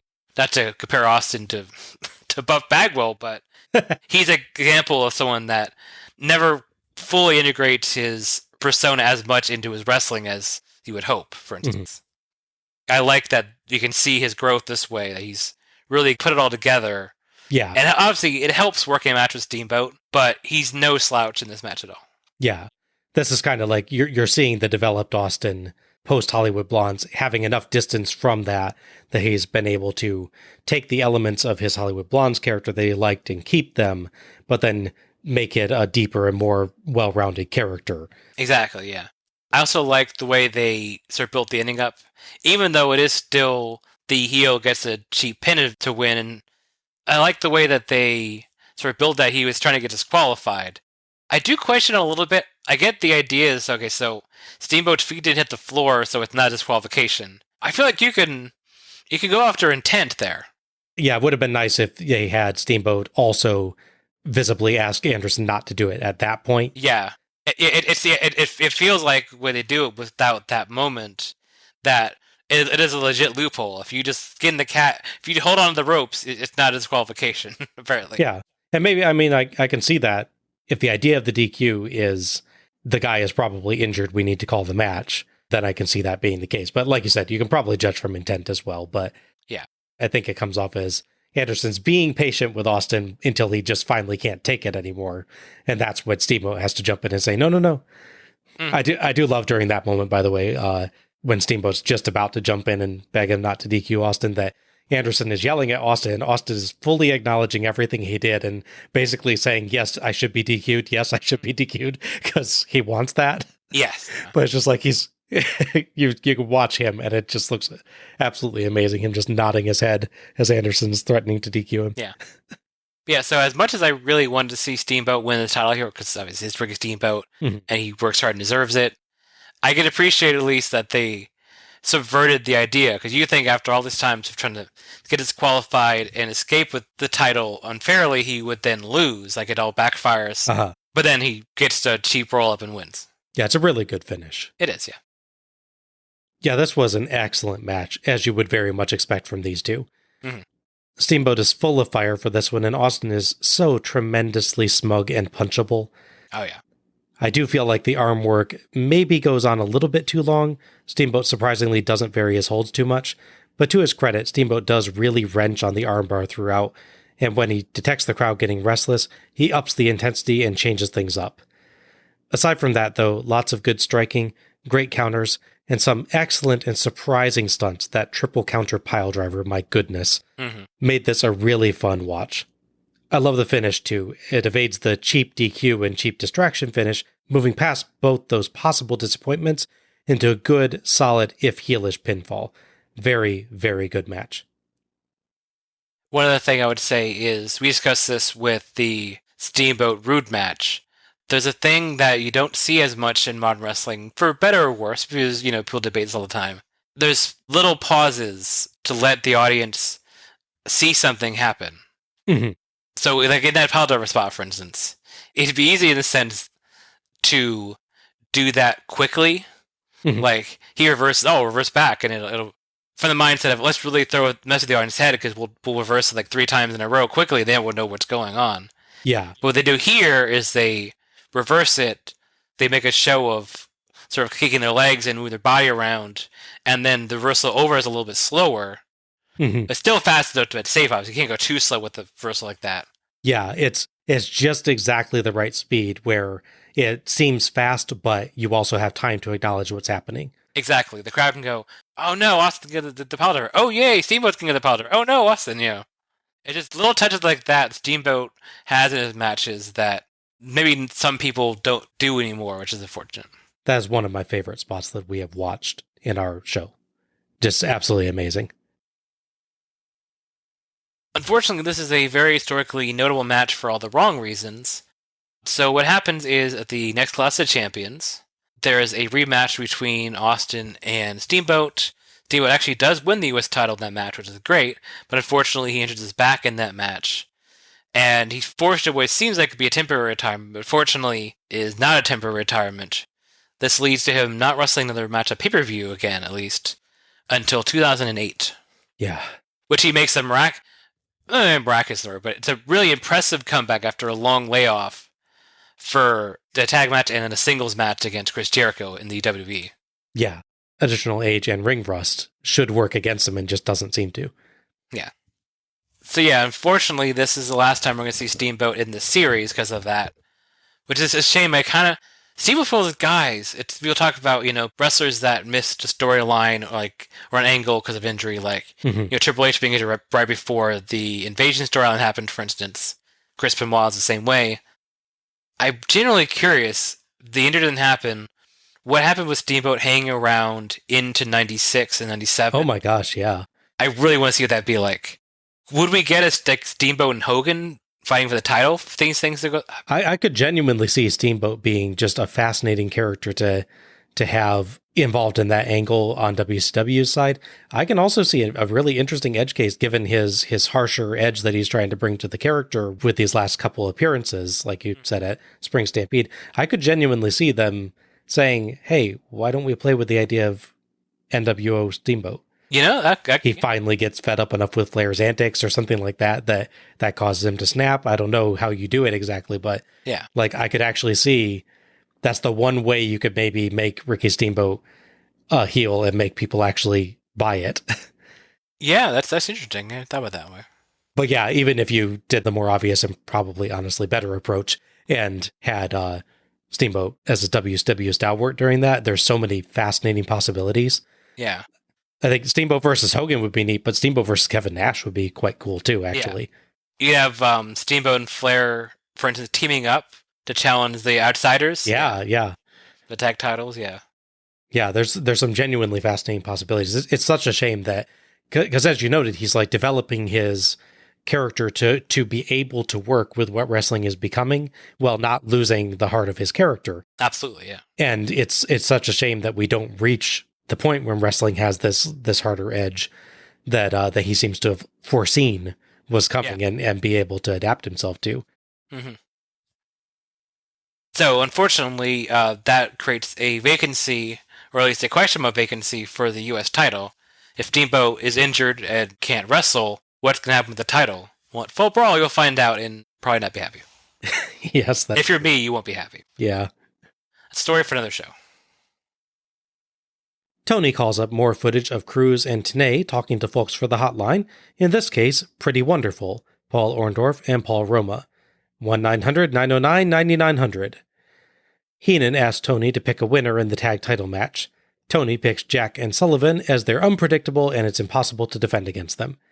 Heenan says it's easy to defend against them. You just put them in the straitjackets that they're used to wearing.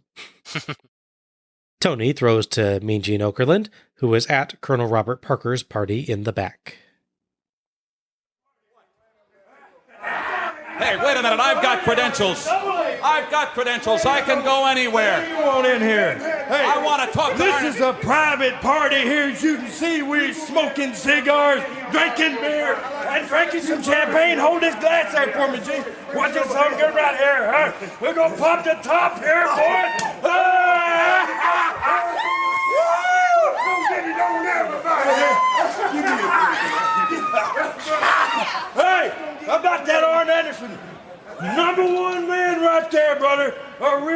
That's the man I want to talk to. Anderson. He's our star. Hey, let me say one thing. We was coming back from the ring, and this kid leaped over. He leaped right over the top of the railing, and he came up to me, and he dropped to his feet, and he had me like this. He said, why did you do that to Dustin Rhodes? He's such a great wrestling entertainer. And I kicked him away from me, and I said, his daddy was too. Let me clear it up before you talk, Arn. You know, it's very few times you make an agreement with a man and you can trust him and his honor. And I want to say this, I want to toast right now. I want everybody with their glass in the air to toast one of the most honorable, finest men, this man right here that just joined our stud stable, Arn the Enforcer Anderson. Anderson, I can't believe you. I tried to talk to you earlier. That is the most disgusting thing, and honest to God, I've ever seen. Gene Oakland, less than a year ago, I was laying in a hospital bed in England. I trust you, Colonel. I trust you. I'm sure it's all in order. I know you do. I was laying in a hospital bed, beat half to death. Right down the hall from me was my constituent, beat half to death, and I thought, for what? I'm not a crusader. I'm not going to lay up here, beat half to death to represent what I think is right. I'm going to do what I think is right. Dustin Rhodes, I told you, if you wanted me to be in the match, you would have to take the old Arn Anderson. The old Arn Anderson who would smack his granny in the mouth for 50 cents. You said, fine, whatever it takes. Well, Dustin Rhodes, you got him tonight. You made a pact with the devil, and the devil called his mucker in a little bit soon. Thank you, gentlemen. Apparently, friendship and trust doesn't mean anything. In this cesspool, let's get back to you. Ladies, you should be ashamed of yourselves. Beautiful. Ladies and gentlemen, the following contest. Quite a nice chaotic atmosphere to this segment. You really got across the feel of the group celebrating while happening to have an interview, rather than putting on an interview while supposedly celebrating. Yeah, I can see that. It's a subtle difference, but they manage it well. I'm sure it was pretty distracting to be cutting promos while people are hooting and hollering and interrupting and dumping champagne all over Arn in his pretty expensive-looking glasses, which he rescues very quickly from the liquid. Mm-hmm. But Arn managed to keep his focus and deliver a neat promo, fully admitting that he's decided not to fight for what's right, but just pursue money. Mm-hmm. Excellent heel work here. Yeah, absolutely. It was interesting to hear Arn pull in the aftermath of his legitimate fight with Sid Vicious at a hotel in England. Oh, that's true. I was thinking that's what he referenced. I checked the timeline, and that's exactly the time that it would have been happening, is about a year prior. Oh, okay, there you go. And yes, that's the one that reportedly ended with the two stabbing each other with scissors, Sid being stabbed 4 times, Arn 20, and both blessedly surviving. Yeah. I do imagine that's the sort of thing that would make you think a lot about your life. I'm not sure I would have referenced that actual event in a promo myself, but it did let Arn pull in legitimate emotion. That seemed like a thing he would do a lot later as well. Mm-hmm. He'd bring in his own actual issues. The idea that he wants to be honest with people. Yeah. Rather than just being Arn's character and saying, well, here's a story of why I'm upset or something, yeah. Yeah. And you can see him thinking, well, everyone kind of knows that this happened, so I might as well do something with it. Yeah, it's not overt like that terrible moment with Eric Bischoff. Yes. 2000, where they're like, you get your scissors, Sid, and the crowd has no reaction. He thinks, oh, maybe they didn't hear me, so he says it again. And yes, yeah. Like, nope, the audience is not people that care about that or possibly know about that story. Yeah, I was wondering about the way that they keep, like, interrupting him. Like, I feel like it's almost like a rib. Yeah, I could see that. I mean, because Parker's thing is understandable. He's just, like, going to show him the money, like, walking by. But then, yeah, Terry Funk actively pouring champagne on him is like, you guys are just trying to see if I can't get this promo, but I'm Arn Anderson. Yeah. I can get to this promo. Yeah. But yeah, I love how quickly he snatches the glasses off his face, because those things appear to be gold. So yes, yeah. I don't think he wanted it all drenched. No, he did not. Yeah, it was a fun, chaotic sort of promo there. It was nice. I will say it's kind of funny, as you discussed for the match. This is like a special, that was a special like tag team grudge event or whatever they called it. Yeah. With no stakes. So, I mean, they're celebrating just beating up Dustin Rhodes. Yeah. Now, I mean, I will say, I feel like it makes sense in their perspective, because they not only beat him up, they appear to have perhaps broken his arm and stuff. So I can see them saying, we may have gotten rid of our opponent. So Right, for heels, that feels legit. It felt less legit when Tony said, oh, it's probably the most important match of Rhodes' career. But from these guys' perspective, they dealt a severe blow to Rhodes. This is a real victory for them. I can see that. Yeah, I'm with you. Our fifth match is Pretty Wonderful. That's Pretty Paul Roma and Mr. Wonderful Paul Orndorff versus Cactus Jack and Kevin Sullivan with Dave Sullivan for Jack and Sullivan's WCW World Tag Team Championship. The referee for this match is Nick Patrick. This is not especially an interesting case of how much things can change over time, and which thing we really get with our format where we go show to show in the series rather than shows in chronological order. Yes. So on the last time we featured people, we had Paul Roma as the newest member of the Horsemen, teaming with Arn Anderson as a face team to try to win the titles. And here we are at this point. He's now a heel, and he's teaming with completely different, and none of this Horseman stuff going on. Speaking of time that passed, on the previous show, Pretty Wonderful was in the dark match against the same people that were in the dark match on this show, Brian and Brad Armstrong. Oh, okay. So in about a 2-month span of time, they've gone from opening dark match to sort of prove you guys have a proper tag team chemistry and can work together off TV to challenging for the World Tag Team titles. Okay. Definitely a glow up, as they say. Yeah. The other story, of course, is that it was supposed to be Kevin and Dave Sullivan challenging for the WCW Tag Team titles, but in kayfabe possible reality, Dave Sullivan is injured, and thus Cactus Jack comes in, and they have that really good match where they fight everywhere and win the tag titles off Nasty Boys. Yeah, the shockingly good match against the Nasty Boys, as I recall. Yes. Given their pedigree, it was a very real surprise. Yeah. Some offense to the guy, I guess, but can you imagine that match with Dave Sullivan instead of Cactus Jack? I don't want to. No, I really don't. Or this match, for that matter. Yeah, no, I don't want to see that. Yeah, no, yeah. I'm sure he's a lovely fellow in real life. I've never met him. Yeah. I'm nothing personal against him, but no, I don't want to see him wrestle. As far as the storyline, typically between the teams here, Pretty Wonderful's little shtick is we're big, good-looking guys, and you guys are weird schlubs. One of you used to be a druid, I think. You were hiding out in an island off of Florida. But here's us, we're so great, and Jack, so we should be champions, not you guys. Orndorff comes out in a nice black and gold robe, and Roma has a red and silver jacket. Orndorff's robe is just super glittery, though not as much as the floor still is. True. Tony complains about Arn and company celebrating with champagne after trying to break a guy's arm, and Heenan agrees that is wrong. They should have had caviar as well. Nice. I love Bobby Heenan.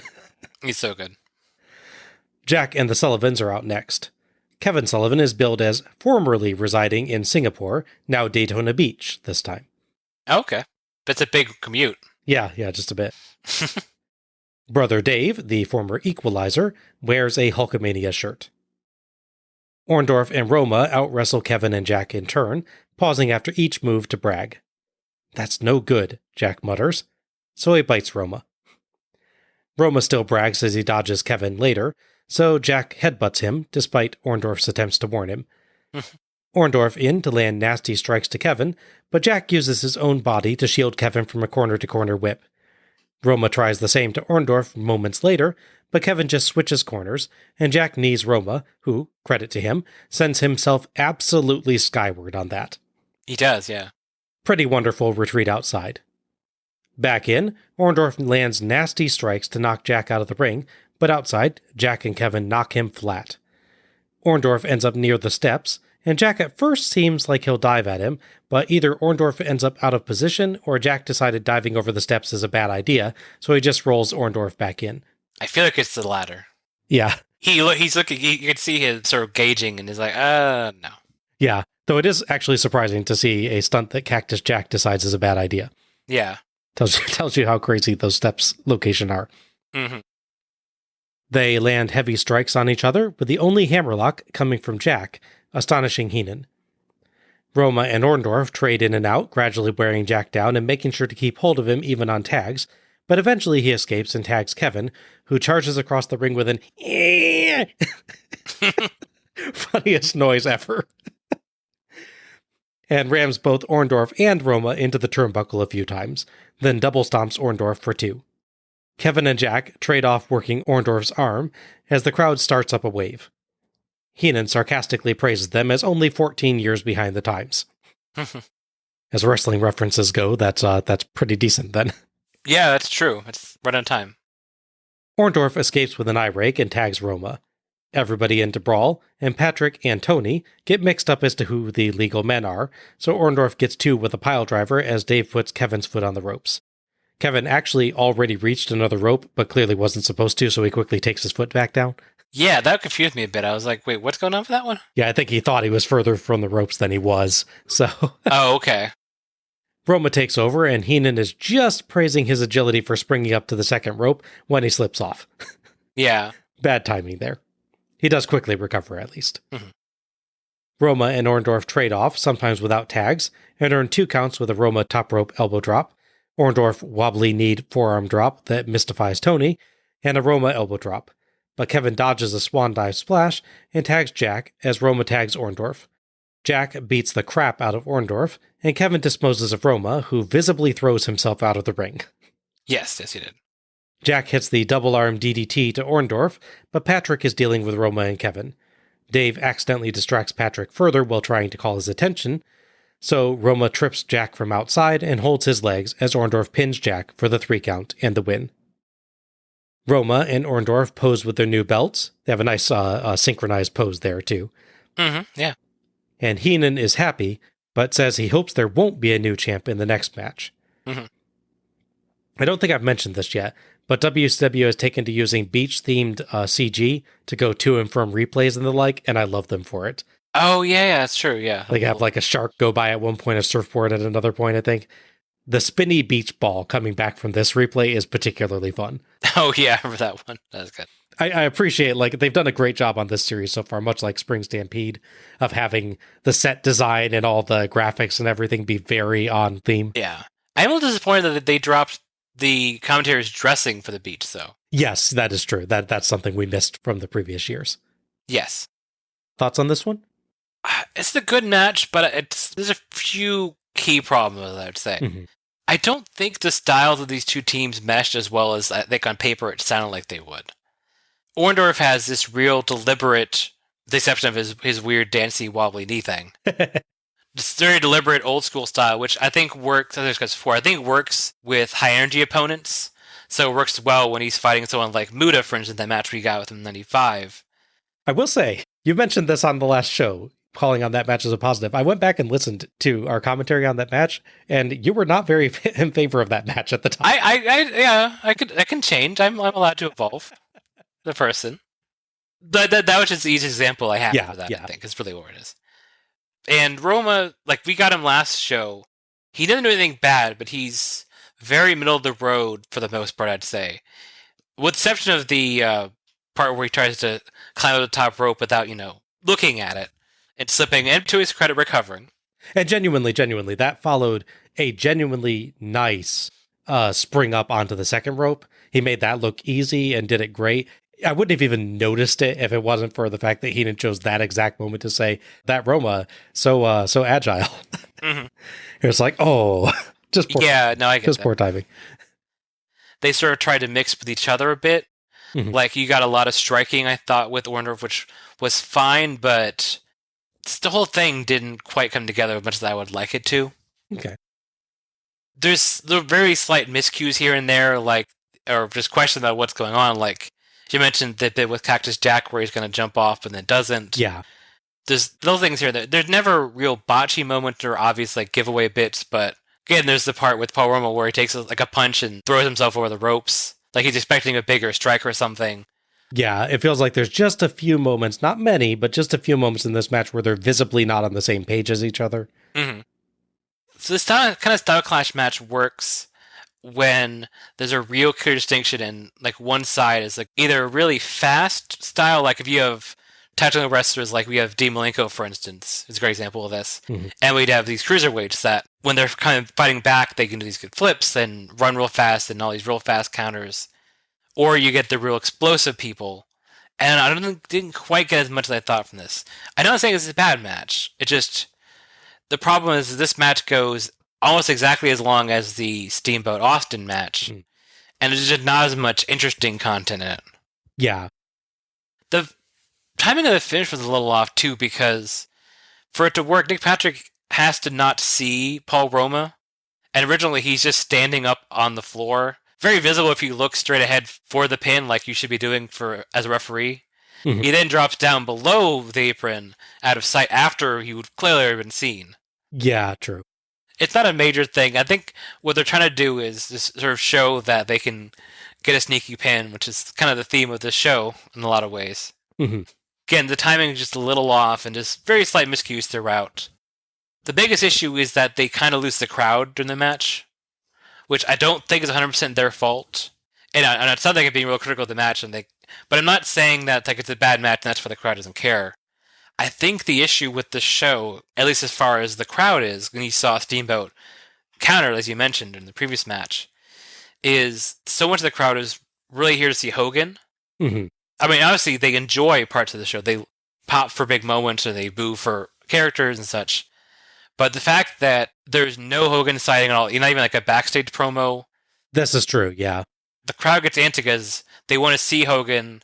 If they had done a promo, like, say, between the last match and this match, where Hogan does his usual Hoganism and talks about how he's going to win Brother and, Jack and all that stuff, even a short promo would have appeased the crowd a bit, and they go, okay, we know we got to watch this match, then Hogan's coming out. You've attracted a new audience, but you haven't quite fulfilled their expectations yet. Yeah.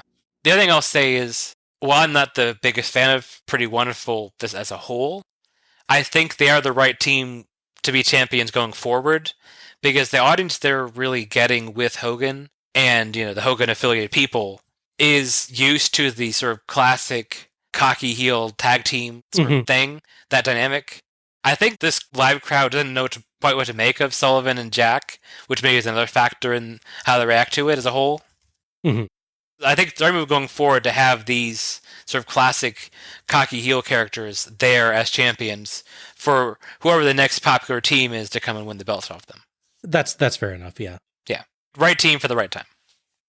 Yeah, I think I generally agree that this felt a little long for the variety that it had. It did have some nice twists and turns to it, though. Mm-hmm. I liked the inversion of types that they had here. I actually didn't feel like they had too much of a clash of styles. Instead, I felt like this one, much like I now forget which match we talked about earlier on it.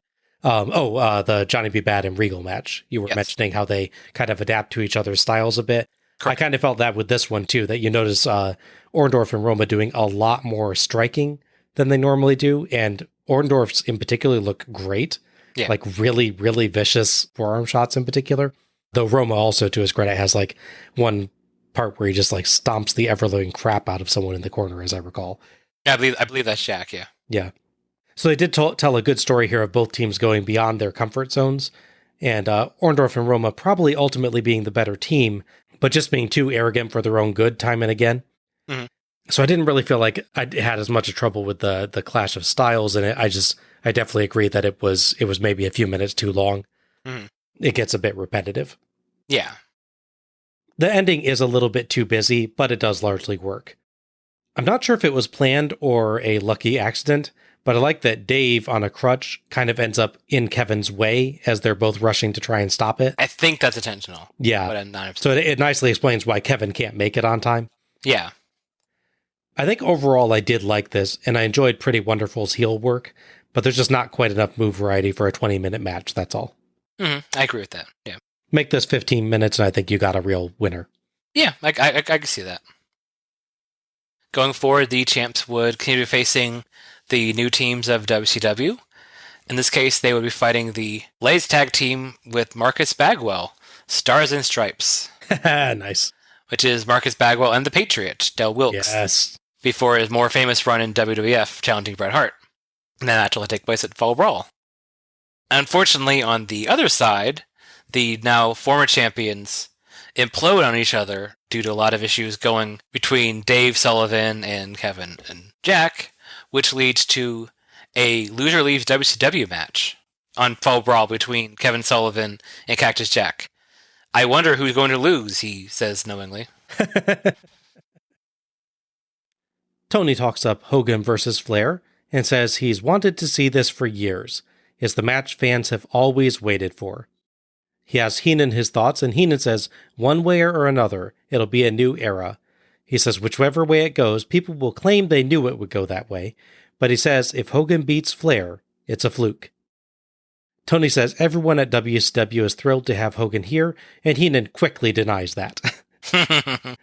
Heenan continues ranting as Tony tries to promote the match. This is so good, I'm just going to play it. Okay. We are thrilled to be bringing you the match that everybody wanted to see. Hulk Hogan, the Hulkster, and the millions of Hulkamaniacs all around the world waiting for his return to the ring against the man who has been the standard in World Championship Wrestling, the Nature Boy Ric Flair. You know, this is the match I've always wanted to see. Not Hogan and Flair, but I've always wanted to see Hogan made a fool of. And this is the man to do it. It's just a shame. It's just a shame that I have to sit here and watch these humanoids cheer Hulk Hogan. I think Hulk Hogan should have a broom in his hand, sweeping this arena. That's what he should be doing. And you should be very proud. You should be very happy that we are at ringside able to call the greatest match in the history of professional wrestling.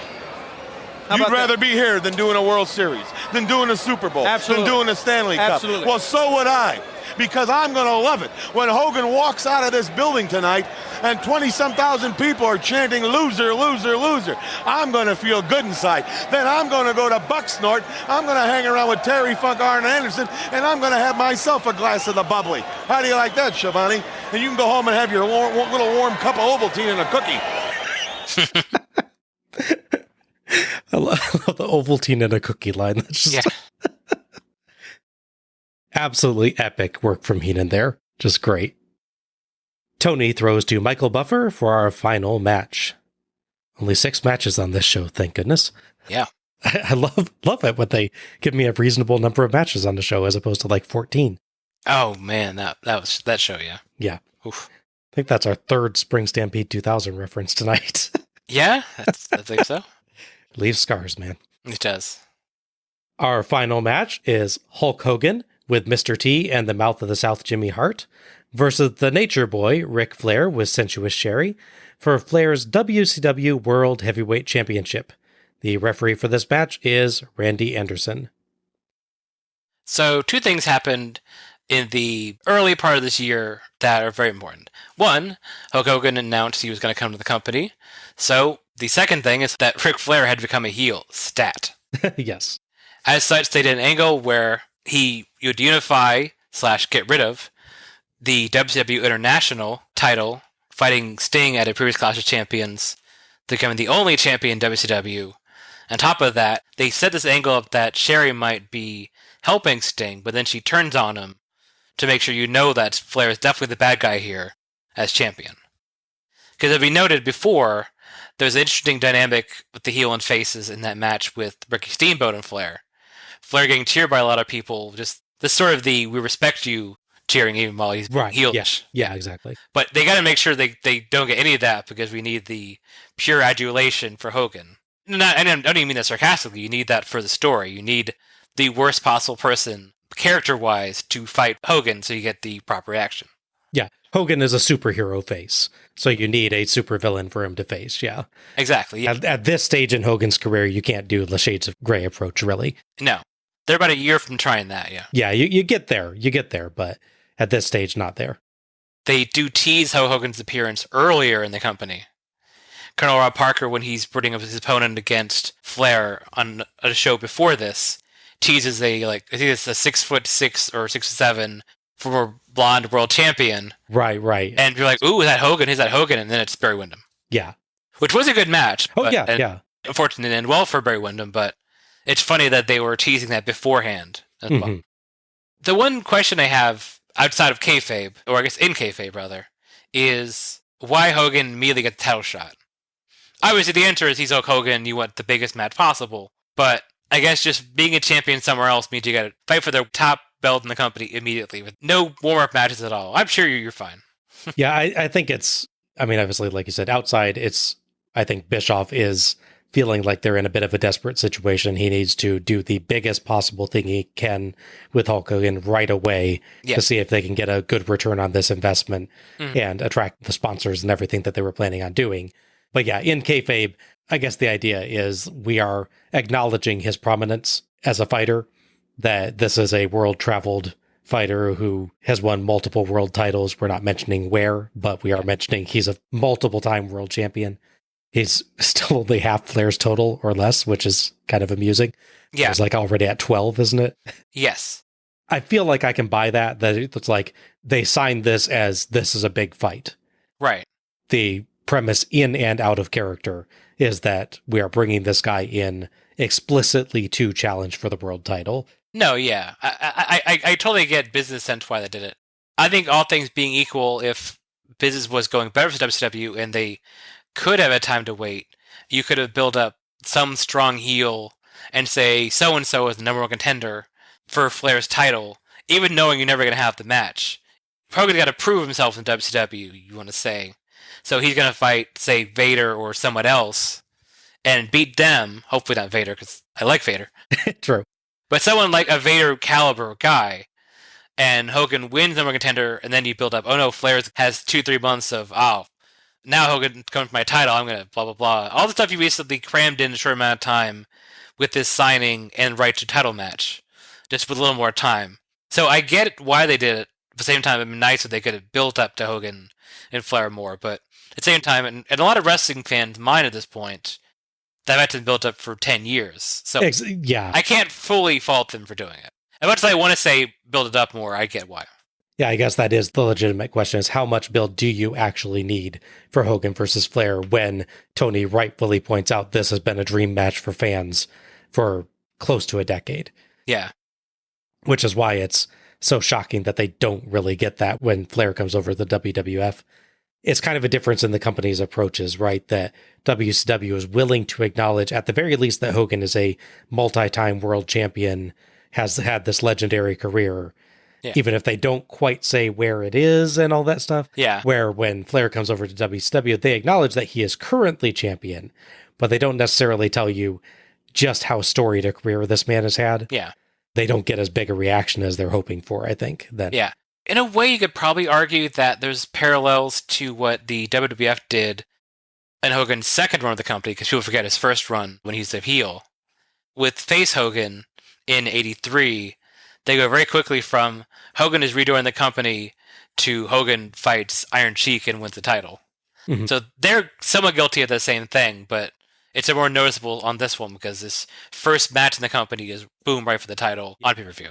And to be fair, even for that, that's him coming in off the strength of him becoming famous nationwide for his role in Rocky 3. And again, it's him coming in as an already known quantity.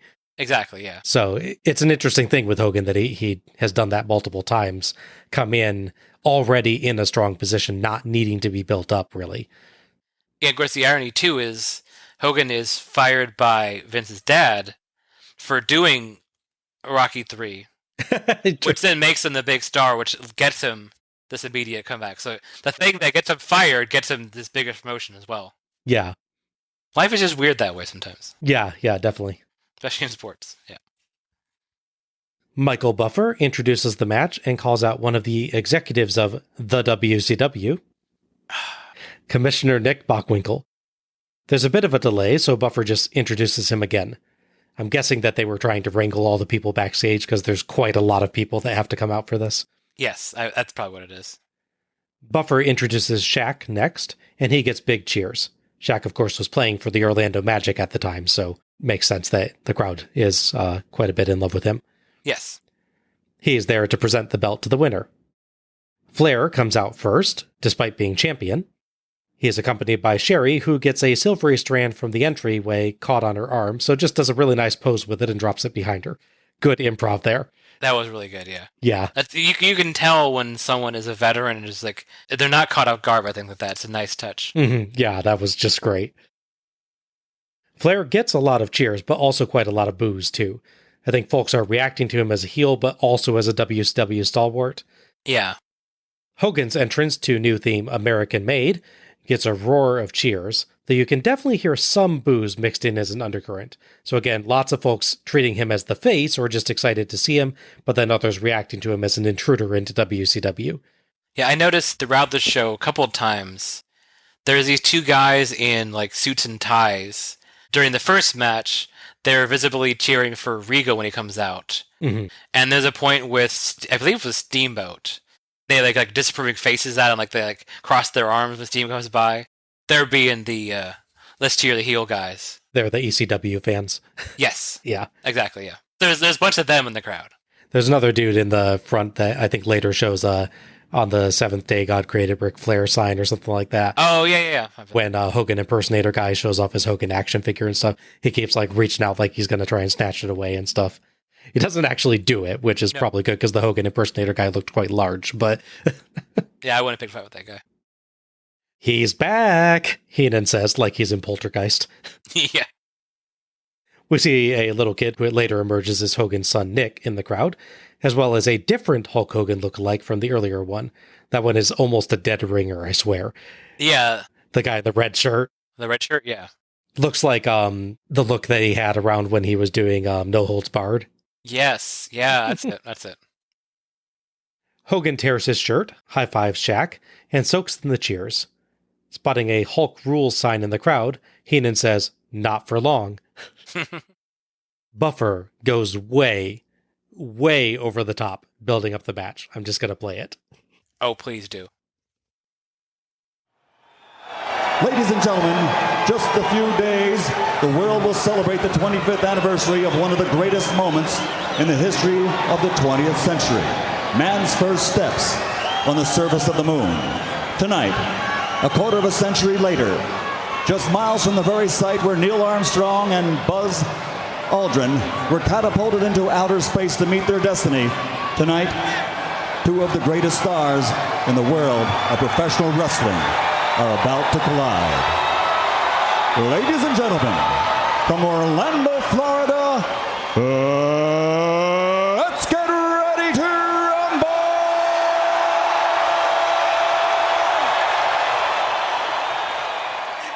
I think that little pause in the middle there is Buffer realizing what he's saying as he's reading his cue card and doing a mental double take.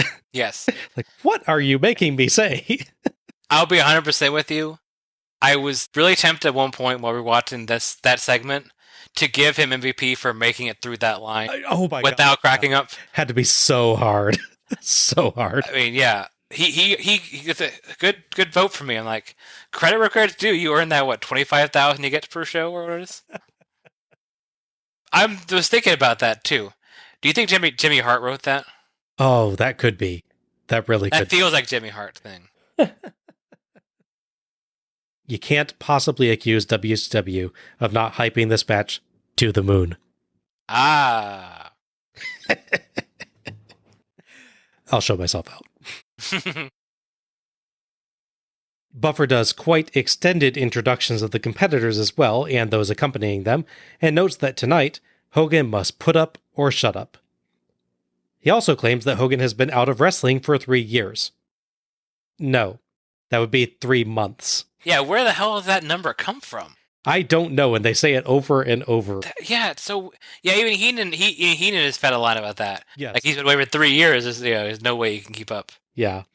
To be clear, Hogan last fought Tatsumi Fujinami at New Japan Pro Wrestling 94 Battlefield in April of 1994. So that's 3 months ago. Even leaving that aside, he lost the WWF title at King of the Ring 1993 only 1 year ago, and had several house show matches before leaving the WWF, and even if for some reason you ignore that, and I don't know why you would, he had loads of WWF matches earlier in 1993, including 2, admittedly one was very short, at WrestleMania 9, and was the main event match of WrestleMania 8 in 1992, which is still only 2 years ago. Yeah. You could maybe argue it's been 2 years since he was a regular performer, as he doesn't have a ton of matches in 93 and 94, but to claim he's been away from wrestling entirely for 3 years is patently ridiculous. Yeah. You can't even claim that they're not acknowledging the time that Hogan was somewhere other than WCW, because Hogan has never been in WCW. Yeah, right? Yeah, it's one thing with like WWE Now and Cody Rhodes, where they kind of yada yada past the time between when he left and has come back now. Right. But yeah, there's no point where he was really part of WCW. It's not like they're ignoring a 3-year period where he was in WF, because he was in there way longer than 3 years. Right, yeah. They're specifically ignoring past WrestleMania 7 for some reason. Yeah. Did they see the Hogan Warrior match at WrestleMania 6 and they were like, that was the Hulk Hogan we want to remember? I don't know. It's like, it's so weird. Yeah. It's like they act like that match, which in theory was the pass the torch situation for Hogan and Warrior, was like he was going to go away for a while and come back like a year later, which he didn't do, obviously. Yeah. It's like they're acting where they remember he just cuts off there. And even that, I think you'd have to say 4 years then. It's true, yeah. So they actually pick the wrong year. They act like his career ended when he fought Sergeant Slaughter. I can't imagine that that's the match that Hogan wants them to tie his career back to. I would think not. No. Not at all. Yeah, why they thought that claiming that perhaps the most famous pro wrestler in existence at the time, or honestly probably still, yeah, had been out of wrestling for 3 years when it was patently obvious he had not, was a good idea, is beyond me. So much a reason why you want him, because he spent 10 years building up his name value and legacy and notoriety in WWF as, Hogan brother, vitamins, and all that stuff. So then act like that didn't happen, or at least some of that didn't happen. And the stuff that you're denying is stuff that would make him even more attractive as an opponent, because he's officially a world-traveled wrestler now. You're denying his work in Japan. Yes. Which, by the way, you just highlighted people working in Japan earlier in the night. Yeah. It's so weird. Yes. Hogan easily overpowers Flair to start, so Flair accuses him of hair pulling. Heenan praises Hogan so that Heenan will feel even better when Hogan loses. See, Heenan gets it. Yeah. Flair dodges a lockup and struts and woos, so Hogan cheekily does the same to a big cheer from the crowd and a glare from Flair. Flair repeatedly uses the hair to take Hogan down, but Hogan eventually resists and does the same to Flair. Hogan pulls out a cross arm breaker. Sort of, yeah. It's not super smooth, but it's not bad. No. I'm giving credit for trying it, yeah. Flair levers him onto his back for one. Flair repeatedly runs outside to hide behind Sherry whenever Hogan gets the advantage, so Hogan finally shoves her aside and chases him, only for Flair to ambush him with strikes. Hogan fires back, but Sherry grabs his leg from outside, and Flair knees the leg, then chops Hogan out of the ring. Hart saves Hogan from a Sherry chair shot. Back in, Hogan wins a slugfest, but Flair turns a collapse into a double-leg takedown for one. Hogan clotheslines Flair for two, but Flair puts on a reverse chinlock that turns sleeper. Hogan's arm stays up on the third check. Hogan beats Flair up in and out of the ring, but glittery Flair dodges the leg drop and Hogan hurts his leg. Flair goes for the figure four, and Hogan rolls him up for two, and kicks him away twice more, but Hogan is limping badly. This is the point where Heenan also claims that Hogan has not wrestled for 2 or 3 years. Heenan, you were there at King of the Ring 1993. Right. Heenan was working with WWF until the end of 1993. Yes. When he left because he wanted a lighter schedule for health reasons and for his kids. And then when he realized that working in WCW would be a short drive from where their school was, apparently. And he had to do less work and get paid lots of money. So yeah, more power to him. Flair hits a tremendous stalling suplex on Hogan. Yes, yes, yes, Heenan yells. Hogan no-sells. No, no, no, Heenan yells. That's all right. Hogan hits the big boot for two, but Sherry flings Anderson into the steel barricade, then clocks Jimmy Hart with her shoe, so presumably he'll be in the hospital until at least 1998. Yes. Mm-hmm. Flair chop blocks Hogan, and Sherry hits a top rope splash. Doug Dillinger arrives with new ref Nick Patrick, as Flair slaps on the figure four leg lock. Hogan drags himself backwards and grabs the ropes. Flair takes his time breaking, earning a lecture from Patrick, so Sherry takes off her stocking and chokes Hogan with it, then breaks his eyes. Flair works the knee and mostly hits a back elbow, and he and Sherry go up top, but Hogan dodges Sherry's splash and Flair karma strikes. Mm-hmm. Hogan clotheslines Flair and clubs Sherry down. Sort of. Yeah, Sherry kind of looked like maybe she was a bit out of position. I kind of think that was maybe intended to be a double clothesline. Yeah, the way it looks like, yeah. They're supposed to be spaced with Hogan in the middle, and you hit them both at the same time. Yeah, does with it what he can, basically. Yeah. It's funny, he has a little spin and sort of hits her on the side. She falls over. Maybe a laugh. Hogan puts the figure 4 on Flair. Sherry to the apron, and Hart warns Hogan, so he breaks the hold and shoves her off the apron into Mr. T's arms, but she throws an object as Mr. T takes her away. Flair slugs Hogan with the object and hides it for 2. Heenan audibly swears on the kickout. Hulk up, punch, punch, punch, whip, big boot, leg drop. Please, no, oh no, I'll do anything, Heenan begs. Yes. To no avail, as Hogan gets the 3 count and the win. Hogan celebrates with Hart as the crowd cheers wildly, fireworks go off, Shaq hands him the belt, Mr. T rejoins the team, and Heenan absolutely despairs. Mm-hmm. Heenan demands Tony tell him he's having a nightmare, but Tony shows no mercy, telling him it's real. Hogan does his posing to the various sides of the crowd as Chris Lemon holds Nick Hogan up in the crowd. We cut to Tony and Heenan for the replays, and Heenan just sits there moping, refusing to talk, as Tony tries to get him to call the replay, so Tony calls it instead. A dejected Ric Flair fan at least gets his "On the Seventh Day God Created Ric Flair" and "Hulk Who" sign on camera, so at least you got your moment, buddy. There you go. Thoughts on this? I thought it was a pretty fun match. It's definitely, a lot of it's a spectacle, I'd say, for better or worse. There's a lot of good technical work between both men, to be fair. I'll give Hogan credit for trying the armbar. It's not, again, not the smoothest thing in the world. But yeah, I'll give credit to people like Vader doing the sunset flip. He didn't really do that real well either, so fair is fair. Credit for trying and different things. As if you know Hogan's work outside of the US, he did try to do more of that overseas in Japan. He tried to be more of a serious, hard-hitting wrestler there, which is a weird dynamic where he played 2 different versions of himself in different continents. The thing I liked about this is I'd forgotten how much Flair really gets in here. Yes. Ultimately, the story is still Flair can't keep Hogan down, so it's never a point where, at any point, Hogan and Flair are equals. That's never in question. As much as I don't like it, it worked for the story of Hogan again being the conquering superhero that all the kids are going to buy his foam fingers and everything. Even if I don't necessarily like it, I totally get why this booking is like this, at least at this point. This feels closer than you would expect to like a Flair versus Sting or a Flair versus Luger rather than a straight Hulk Hogan match. Yes.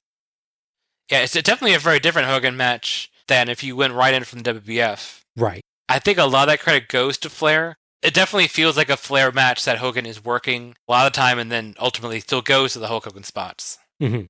My one real critique of the match, I'd say, is I think they do just about every trick in pro wrestling as a heel against Hogan in this one single match.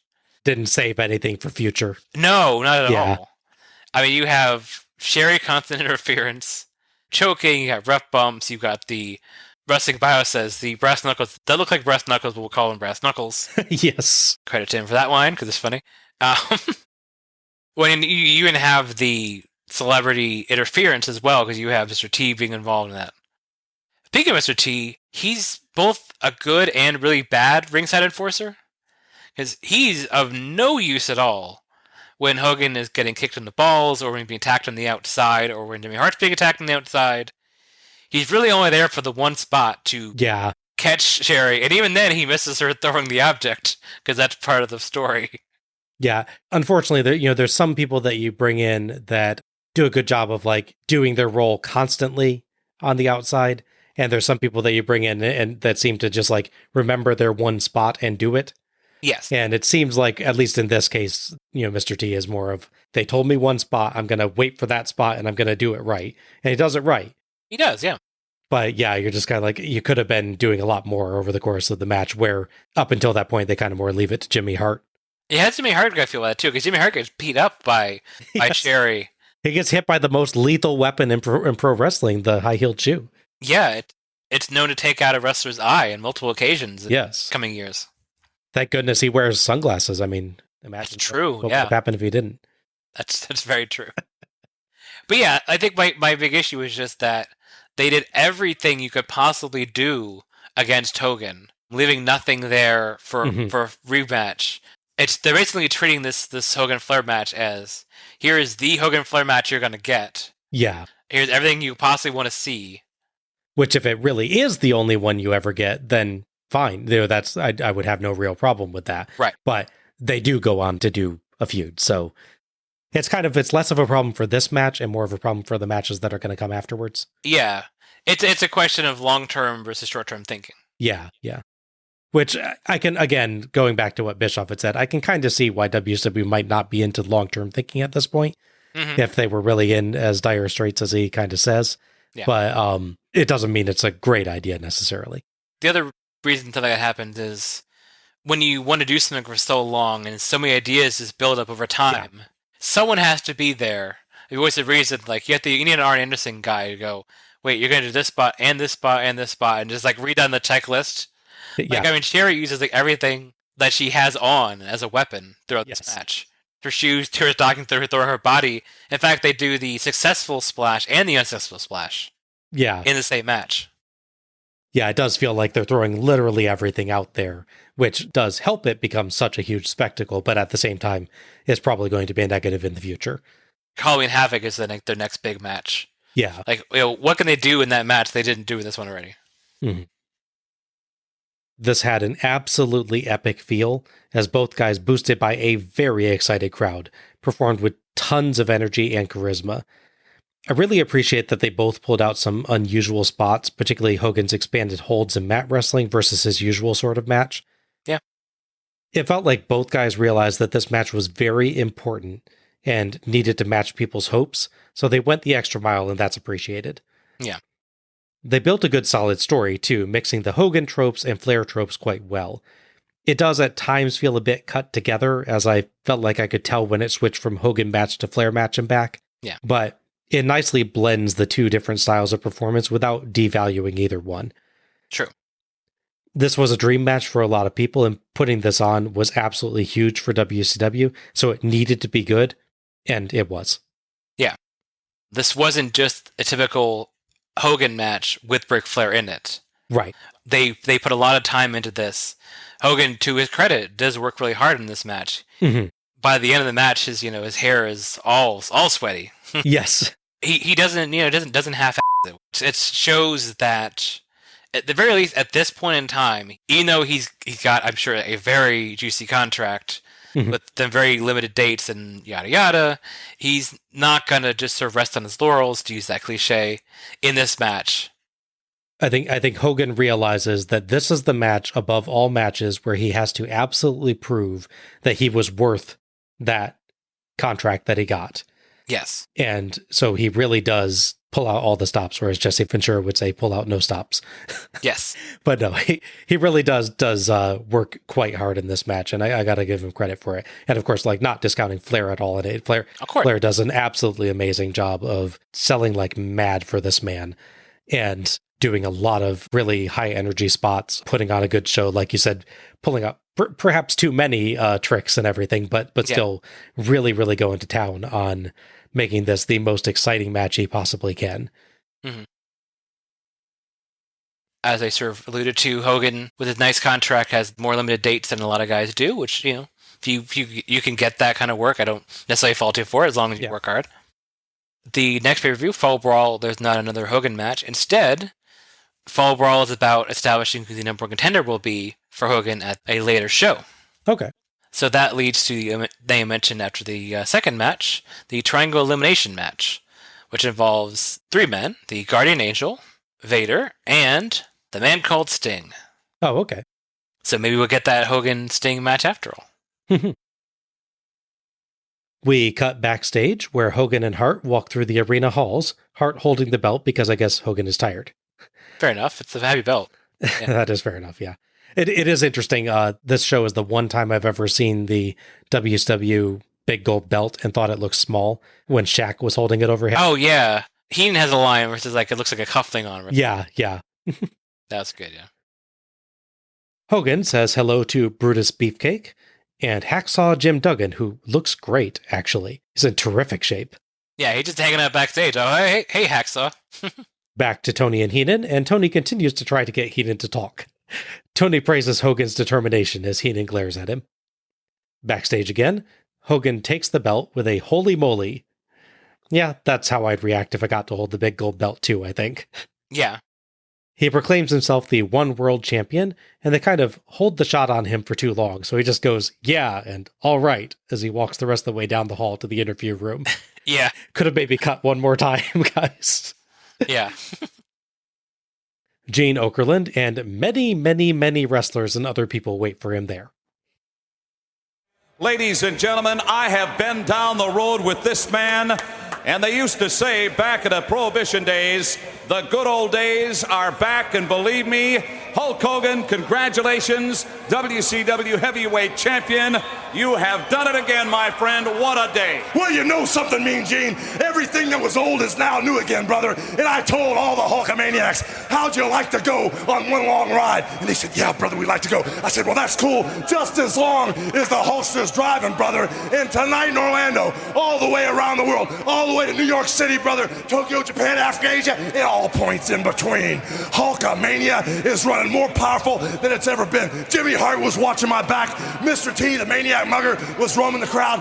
Shaq Attack, who was hanging on the belt, was shaking his head all the way through for Hulkamania. I had George Foreman on my Hulk of Home, brother, giving me beat-by-beat instructions, and all I got to say is I pity the fool, brother. I feel sorry for Ric Flair because as the thousands of Hulkamaniacs were stalking the arena, Hacksaw Jim Duggan, one of my number one Hulkamaniacs, the Hacker, was stalking the crowd. Great, proud to be here. Were coming out, man. Pillman was there. Johnny B. Bad was there. We were rocking and rolling the place. And what is the WCW gonna do now that Hulkster still rules? Woo! Well, I got a great idea. I'm certain that these fans here are going to partake in a little food and drink tonight. Brian, great to see you. Brutus the Barber Beefcake. Brian Pillman is here. Bill Shaw, president of World Champ, the Guardian Angel. And what about the contingent from Japan? Saito, Anoki, and dignitaries from all over the world. Hammer and Hank Aaron is here. Shaquille O'Neal. I've never seen a turnout like this in my life, Hulkster. Well, brother, Flair was caged in, dude. The Shaq Attack told me that all I had to do was stand there and lay the brother up, you know, lay him from one corner to the other. And then, as if he tried to make his escape, Mr. T was there to bend him in a big old pretzel. And if we bent him in a ball, Shaq was going to slam him. And as he bounced off the floor, Hammer and Hank was going to knock him back in the ring, brother. So, Ric Flair, you had no choice, brother. You had to face Hulkamania. You had to feel the power. And Mean Gene, can you imagine now with all those little maniacs in the WCW, with the Shaq Attack, with George Foreman, with everybody wearing the headbands, hiding their dome, with everybody ripping the shirts off, brother, with my shirts being torn all around the world. Can you imagine the pythons, the power I'm going to have when I step in that ring again with my next opponent, brother? And I'd like to know who that's going to be because I've got a feeling there are going to be a lot of them standing in line. I just feel sorry for the next dude. Ric Flair walked that aisle in profile too many times as far as I'm concerned. I told the brother to leave his limo running, fill the Learjet up with gas, because as soon as we get done partying, me and all my brothers here at the WCW, we're flying all the way back to Venice Beach, and we're going to be riding tiger sharks this weekend, dude. What are you going to do? Well, I'm going to be there to do it and be part of it. Ladies and gentlemen from Orlando, Florida. Objective journalism from Gene Oakland. Yes. This was absolutely bonkers. Yeah. Hogan basically plays word association with everyone he sees around the room or saw earlier in the night. It feels like Hogan's doing double the crazy Hogan promo because he didn't get to do one before the match. It does feel like that, yeah. That's probably where he would have put the bit about turning Flair into a pretzel or a ball for Shaq and Hank Aaron to deal with otherwise. Absolutely, yeah. But it gives the show a really weird but high energy ending. I would have liked just a touch more anticipation of who Hogan will face next, but Hogan does at least bring the point up, so it's not entirely backward looking. Yeah, true. I just hope the tiger sharks were some kind of jet ski, not, literal sharks. You never quite know with a Hogan promo. Yeah, there's a one where he talks about paddling through all the red tide and to get to the arena. Yes. Which is definitely not recommended. Don't do that. Yeah. Don't do that, yeah. Did you catch Hogan praising somebody's hairstyle as we cut, by the way? Yeah. I wonder who he was talking. Close by are Jim Duggan and Brian Pillman at that point, so maybe it's one of them. Yeah, I'm guessing it's probably Duggan, but I'm not really sure on that. That's so funny. Oh, by the way, try not to get too distracted watching Brian Pillman, who spends most of the promo standing dead center on the screen, smiling awkwardly like a kid whose mom pushed him to the front of the crowd and who has no idea what to do when he ends up center stage with the camera right on him. One person I want to mention that is there, he's mentioned briefly in that as well. B. Brian Blair is there. Oh, okay. I think he's the first He's Brian. the first Brian that... and then he says, oh, Brian Pillman, yeah. Brian, nice to see you. Yeah, exactly. Brian Blair is most known as one of the Killer Bees in WWF, but he was also Hogan's very first opponent when he was in wrestling school. Interesting. Yeah. It's understandable that for Hogan's big show, he invites him there. That's kind of cool. Yeah. I love the low-key nature of Hacksaw Jim Duggan's debut in WCW. Yes. He's just hanging out shirtless backstage. He was just oiling up for his not match he had that night, I guess. One thing that's really funny about that, contrasting the, I guess, Hogan hyperbole, to use that phrase properly, and, like, reality, he's talking so much about, like, how Shaq is gonna, like, it's gonna slam the ball that is Ric Flair's body. This brief period where you can see Shaq, he's sitting there, I don't think he's bored, but he's, like, sitting there, he's not, like, cheering or, like, acting really excited whenever they cut to him. He's just sitting there. He seems interested, but... Yeah. I think a little bit of it is, I think he's concentrating on remembering where he's got to go and what he's got to do to get the belt right at the end of the match, probably. Like, it looks like the guy unused to actually playing a role. Yeah, no, I gotcha.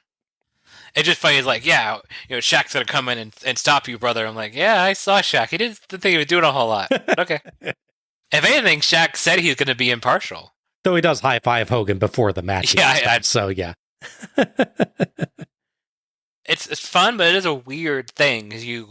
You get a whole show of build-up of Hogan versus Flair is going to be the match of the century. It's the greatest match of all time. And it happened, and it's a big dynamic thing, and everyone cheers.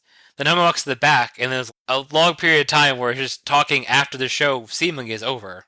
Yeah. It's a little reminiscent, actually, of the really early Starcades. I was thinking that too, yeah. Yeah, so it is kind of actually, it's a weirdly WCW thing for this former WWF guy to be coming in and doing.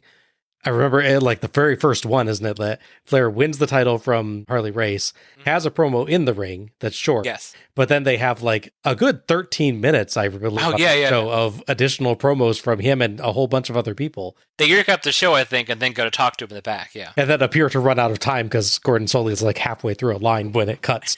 Yes. It's like, okay. Yeah, and I think to your point, some of the reason why the Hogan thing is prolonged is because he has 2 Hogan promos in a short period of time. Exactly, yeah. Yeah, so much that Hogan promo, like I said, the whole idea that Mr. T was going to like bend Flair into a ball and then be bounced by Shaq and then hit with the bat into the ring by Hank Aaron, it's definitely something he would have done before a match. Yeah. Like, about Flair, you can't run from the match, brother. Yeah, exactly, yeah. You and I are familiar with Hogan promos. Yeah. But imagine if you're a WCW fan and just have genuinely not watched much or any WWF. You're familiar with the idea of Hulk Hogan. You know that this is a big performer. Yeah, you've heard of him, but you've never seen him. A big deal that he's here. Yeah, of course. But you've never watched a Hogan promo before. And then you see that, you're like, what is going on here? Yeah. It's amazingly weird. It's a lot of people's reaction to but 4 years from now, when Ultimate Warrior shows up. Yes. And start doing his weird cryptic nonsense. People are like, what's going on? Who is this guy? Who are you? What is going on? Yeah. Yeah, exactly. Heenan shakes off his mopiness to say that Flair has won the title time after time and he will not just disappear. Hogan has started a war that General Schwarzkopf couldn't win. And Flair will hunt him for the rest of his life. Heenan storms off. Tony thanks everybody and signs off with, "Wrestling is cool again." And Bash at the Beach 1994 is done. It is funny that the least cool guy in the show says wrestling is cool again. Yeah, fair. I like Tony, but fair. I do, yeah. Yeah. Overall thoughts on the show then? As a whole, it's a pretty strong show. It's got a real strong opening match. It's quite enjoyable. They do little teases of other stuff with the Inoki segment. You have promos throughout that both relate to previous matches like Flair, the Arn Anderson match in his turn, and then building up the Hogan match. The only match I didn't really love was the tag match, and even that, again, is not terrible. It's just a question of how you will feel about the sort of meshing of these two teams and how they unfortunately have to work against a crowd that, like I said, is really antsy. They really should have put a Hogan promo somewhere in here. The Jack and Sullivan one, you mean? Yeah, sorry. That's what I meant. Sorry. Yeah, if they put a Hogan promo at some point, like after the Arn promo, for instance, that sort of got the crowd, give them a little taste of what they're going to get, and then they would have been less. Yeah. And once we would have gotten a shorter Hogan promo at the end because he would have had so much insane stuff built up over. It's like like the hose. A bunch of water's got to come out right away. He's needed a pressure release valve. Yeah, he really did. Yes. But yeah, I mean, as a whole, there's this good matches throughout. Like I said, Bad and Regal's good. Vader and Angel's good. I enjoyed the not really tag team match, the Dustin and Arn one, because it wasn't really a tag match. Yeah. Steamboat Austin was really good. I even enjoyed, like I said, the spectacle of the Hogan Flair match. Again, the only issue being I think they kind of used every trick they possibly could. I'm not sure where they can go from here, storyline-wise, and I guess match-wise, really. What other tricks have you not done? Mm-hmm. Yeah, as a whole, it's quite enjoyable. I found this such an easy watch. There's only 6 matches, all of them good, I would say overall. Just, I agree with you on the one that's a little bit weaker than the others. Mm-hmm. But there's just such a sense of energy and excitement across the night with a really, really hot crowd for the majority of the show. There's no real points of slowdown or struggle other than maybe that World Tag Title match feeling a tad long. Mm-hmm. I would also maybe have considered shuffling the order slightly if I were them, to intersperse the 3 shorter matches from the start between the 3 longer matches from the end. Yeah, I see that. But that's a really minor quibble. Just would have broken things up a bit more. Promo content was very strong. There's actually not that many of them, but they all receive a good amount of time and excellently delivered. They're also nice and varied. We get Regal challenging Inoki in the ring, Arn's promo while he's getting champagne dumped all over him in the back, Flair with a more normal interview setup, and Hogan's celebratory promo amongst a crowd. True. So it's nice to see the different settings and feels for each one, rather than them all being in the same setting. Yeah. Well, here, just to increase our count, go back to Spring Stampede 2000. Yes. Where every time, let's just cut back to the same interview area with the tarp up there. And give them 20 seconds. Yeah, exactly, yeah. Yeah. It'll come as no surprise that I love the commentary. We got Tony and Heenan, and Tony and Jesse, 2 teams I really enjoy, and in both cases they did great jobs. I expected the changeouts between Jesse and Bobby to bother me, but they actually did a good job of just slipping those in so it felt natural. Mm-hmm. And we don't have a weird secondary set of hosts discussing things between the matches this time. Oh yeah, that's true. We've reached the traditional commentary team with an interviewer now, which feels much smoother. Mm-hmm. The show's setup and presentation was also excellent. I can't recall much in the way of technical or camera problems this time offhand, and the beach set and the expanded use of graphics were great. There's a point where they end up on the outside, like they're following them fighting the outside, and whoever's the cameraman, I don't think it's Jackie Crockett, he's staying on the floor and pointing up at the action, which means he's pointing the camera right at the bright lights coming down. Fair enough. So so this point where I'm like, could you maybe cut somewhere else? But they're right at the lights, please? Okay. But that's like a few minutes as part of the whole show. Yeah. Overall, this felt really professional and fun. The only minor knock is the weird faded look of the wooden birds, but again, minor quibble. Yeah. Overall, this was a really important show for WCW, and I think they nailed it. Yeah. What's to come, particularly in December of this year, may take a bit of a tumble. But for the first night of the Hogan era, WCW put on a very good show that's just plain fun. So this is the last show in WCW for Jesse Ventura. There's long-standing issues between Hogan and Ventura.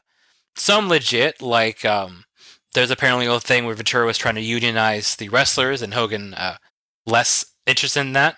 In his defense, he has a great deal, and why should anyone else have a great deal, I suppose, is his mindset. Not the best answer, but that's one way of looking at it. Less validated, there's a whole thing with Ventura about how he feels that a lot of stuff he could have gotten had he not gotten that weird, blood poisoning issue he had, and he had to retire. The sort of a jealousy thing, earned or unearned, between the two of them. So they were still bulk taping to save money, because especially now they spend a bunch hiring Hogan and his friends. They would tape WCW Saturday Night and Worldwide at the MGM studios, and there'd be breaks between the shows. And apparently, depending on who you ask, Ventura was backstage taking a nap between when he was needed to do commentary for one of those shows and the next one. He was ratted out as being like lazy on the job, apparently, was the mindset. Because he was taking a nap when he was not needed on camera, which doesn't seem like a bad idea. And a lot of people point blame to Hogan there. I'm not 100% sure who's really at fault here, but that's what the story's told. Okay. So basically, pretty much right after Hogan comes in, like it's within 2 weeks of this show happening, the incident happens, and he's fired for backstage issues, as they say. And Ventura's gone for forever, basically. In WCW, obviously. He's other places, obviously. Yeah, he still exists. Yeah, he works at the wrestling company. Hogan didn't Thanos snap him out of existence. No. Yeah, that's interesting, because I'd always just assumed, because I think a couple shows prior to this, you start having this trade back and forth between him and Heenan. Yeah. I always assumed that was just kind of phasing him out. I think that may have been the intent. But it just happens faster than they... Okay, gotcha. The goal would probably be more like what happened with Heenan, unfortunately, in 2000, where they take him off of Nitro because they want Mark Madden, of all people, on there. Can't even say his name without grinding my teeth a little bit there. Yeah. But they also didn't release him. They didn't fire him. They just put him on Worldwide and like Saturday Night, and he still did all the same thing he would do, just not on the main show. Gotcha. I get understand that was probably what the plan was, but then things escalated very quickly for right or wrong, or better or worse, with the two of them. Okay. Match of the night and MVP then. So Al, what is your match of the night? Again, this is a pretty strong show. I can make a case for the first match being quite good. Same thing with the Vader Guardian Angel match. Mm-hmm. I think if that had gone to a more conclusive finish and wasn't quite as awkward at the end, where they did the match finish and then did the whole storyline DQ thing at the end, I think it would be easy one to pick as match of the night for me. The handicap match / tag match was really good in a lot of ways. And even the main event, like I said, obviously, if you listen to any of these shows, you know I'm not a Hogan fan by a long mile. But I thought the two of them worked really well together and really, at least in the middle parts of the match, gave each other stuff to do.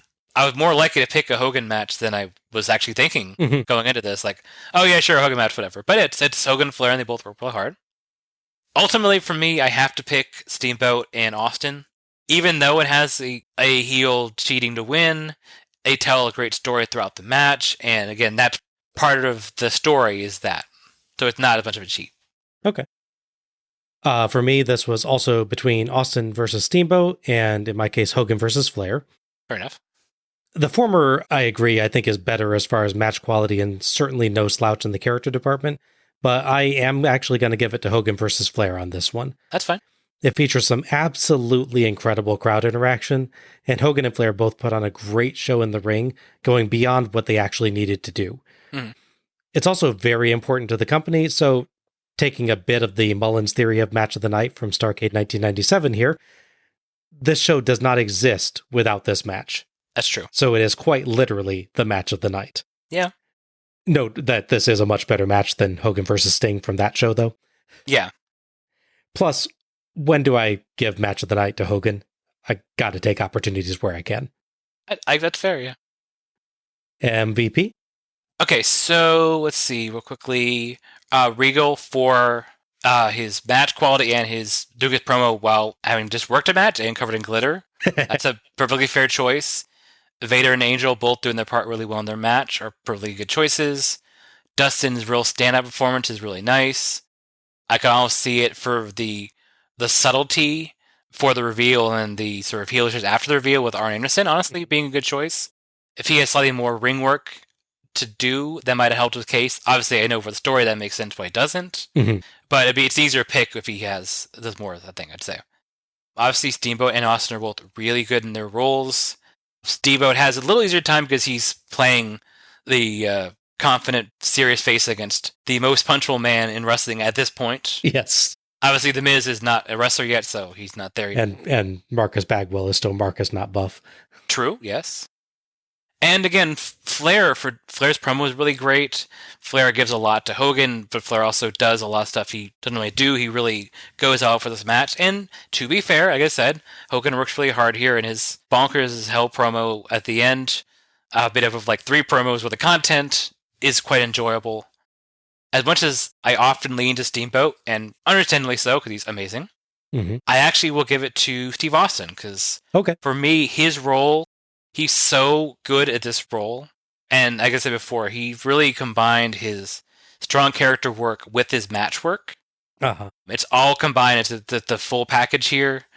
And again, not a lot of Austin in WCW, so to your point with Hogan, I definitely give Austin credit when I can. Yeah, absolutely. I am going to give this to Ric Flair. Okay. Not only did he do a very good job with his promo and the main event tonight, he also did just about the most selfless thing he possibly could for the company here by recruiting a major star specifically to win the title from him. Yeah. That's company loyalty right there. Recognizing we need something, and how I can help is by going down to the new guy and by actually helping to bring the new guy in so that I can lose to him. Yeah. That's kind of amazing to think about. I'm giving Ric Flair MVP for similar reasons to why I chose my match of the night, that I think this show does not happen without Ric Flair doing what he does. Yeah. Oh, and one I didn't mention that absolutely in the running for MVP is Bobby Heenan. He's so good in this show. Yeah, absolutely. Bobby Heenan has one of his best performances. It's right up there with his famous Rumble 92 call, where he's just such a relentless Ric Flair cheerleader the whole night, and absolutely distraught as he can see the end coming during this match, and just absolutely amazing work by this guy. Absolutely. And that wraps up our review of Bash at the Beach 1994. If you've enjoyed listening to us tonight, you can find us on Twitter or Facebook as Let's Go to the Ring. Links will be available in the episode description. Follow us for episode announcements and other show details, and share your own thoughts about each show as we go through. You can subscribe to our show on Apple Podcasts, Google Podcasts, iHeartRadio, Spotify, Stitcher Radio, TuneIn, Verbal, or Audible. And please, if you've enjoyed this show, give us a rating or review, and share the show through your favorite social media platforms to help others discover us. Many thanks to OSW Review for attendance at pay-per-view figures, and to Gina Trujillo for our logo. Next up, Bash at the Beach 1995, an event so hot they had to put it on the beach. If the show's already hot, shouldn't you put it someplace cold so the audience doesn't roast? Yeah, put in the shade. That's what the shade is for. How about Bash at the Beach 1995, an event so hot they had to put it in Antarctica? Yeah. I suppose that might be a tad chilly in the normal wrestling outfits, though. Yes. This is the only Bash at the Beach that is legitimately a bash at the beach, though. It is literally on a beach, yeah, which is fascinating. This is Bob Moore for Alec Pridgeon, and wrestling is cool again. Good night, everybody. Happy wrestling.